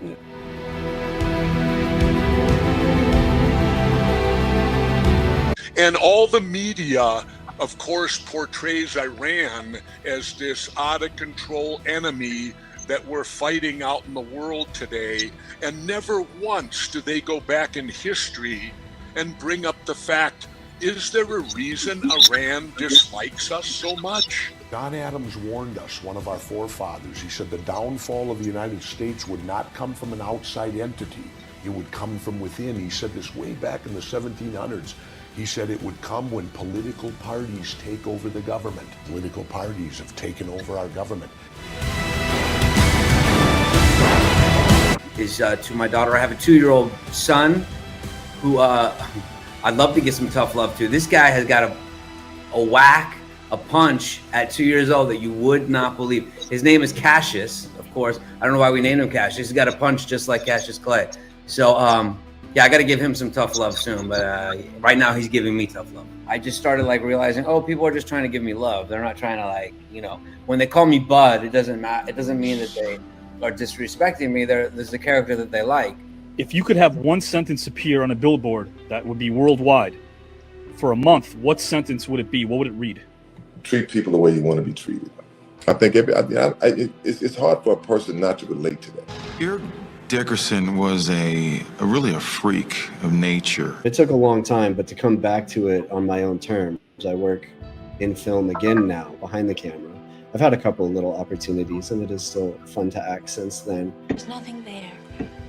Dylan, what's wrong? Dylan, stop it. You're scaring me.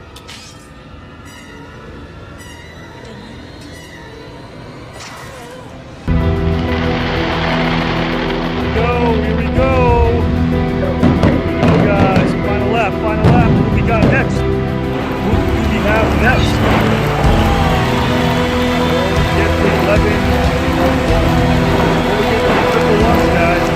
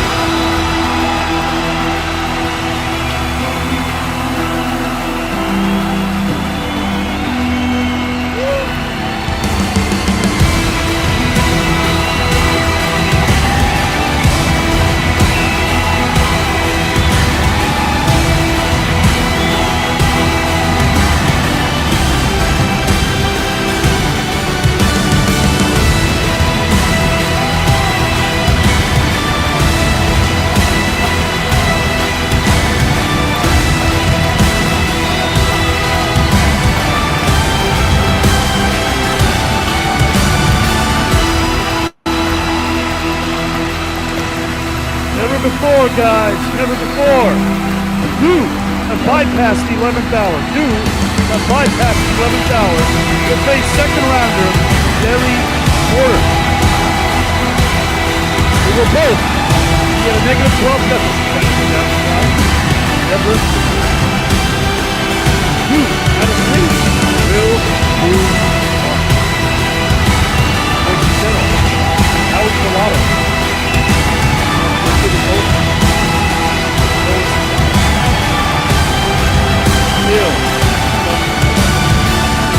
I leave you not with this opinion. I leave you with a shot. You participate, you combat two warriors, and you will see headline TKN Wednesday night, otherwise known as the Black Box.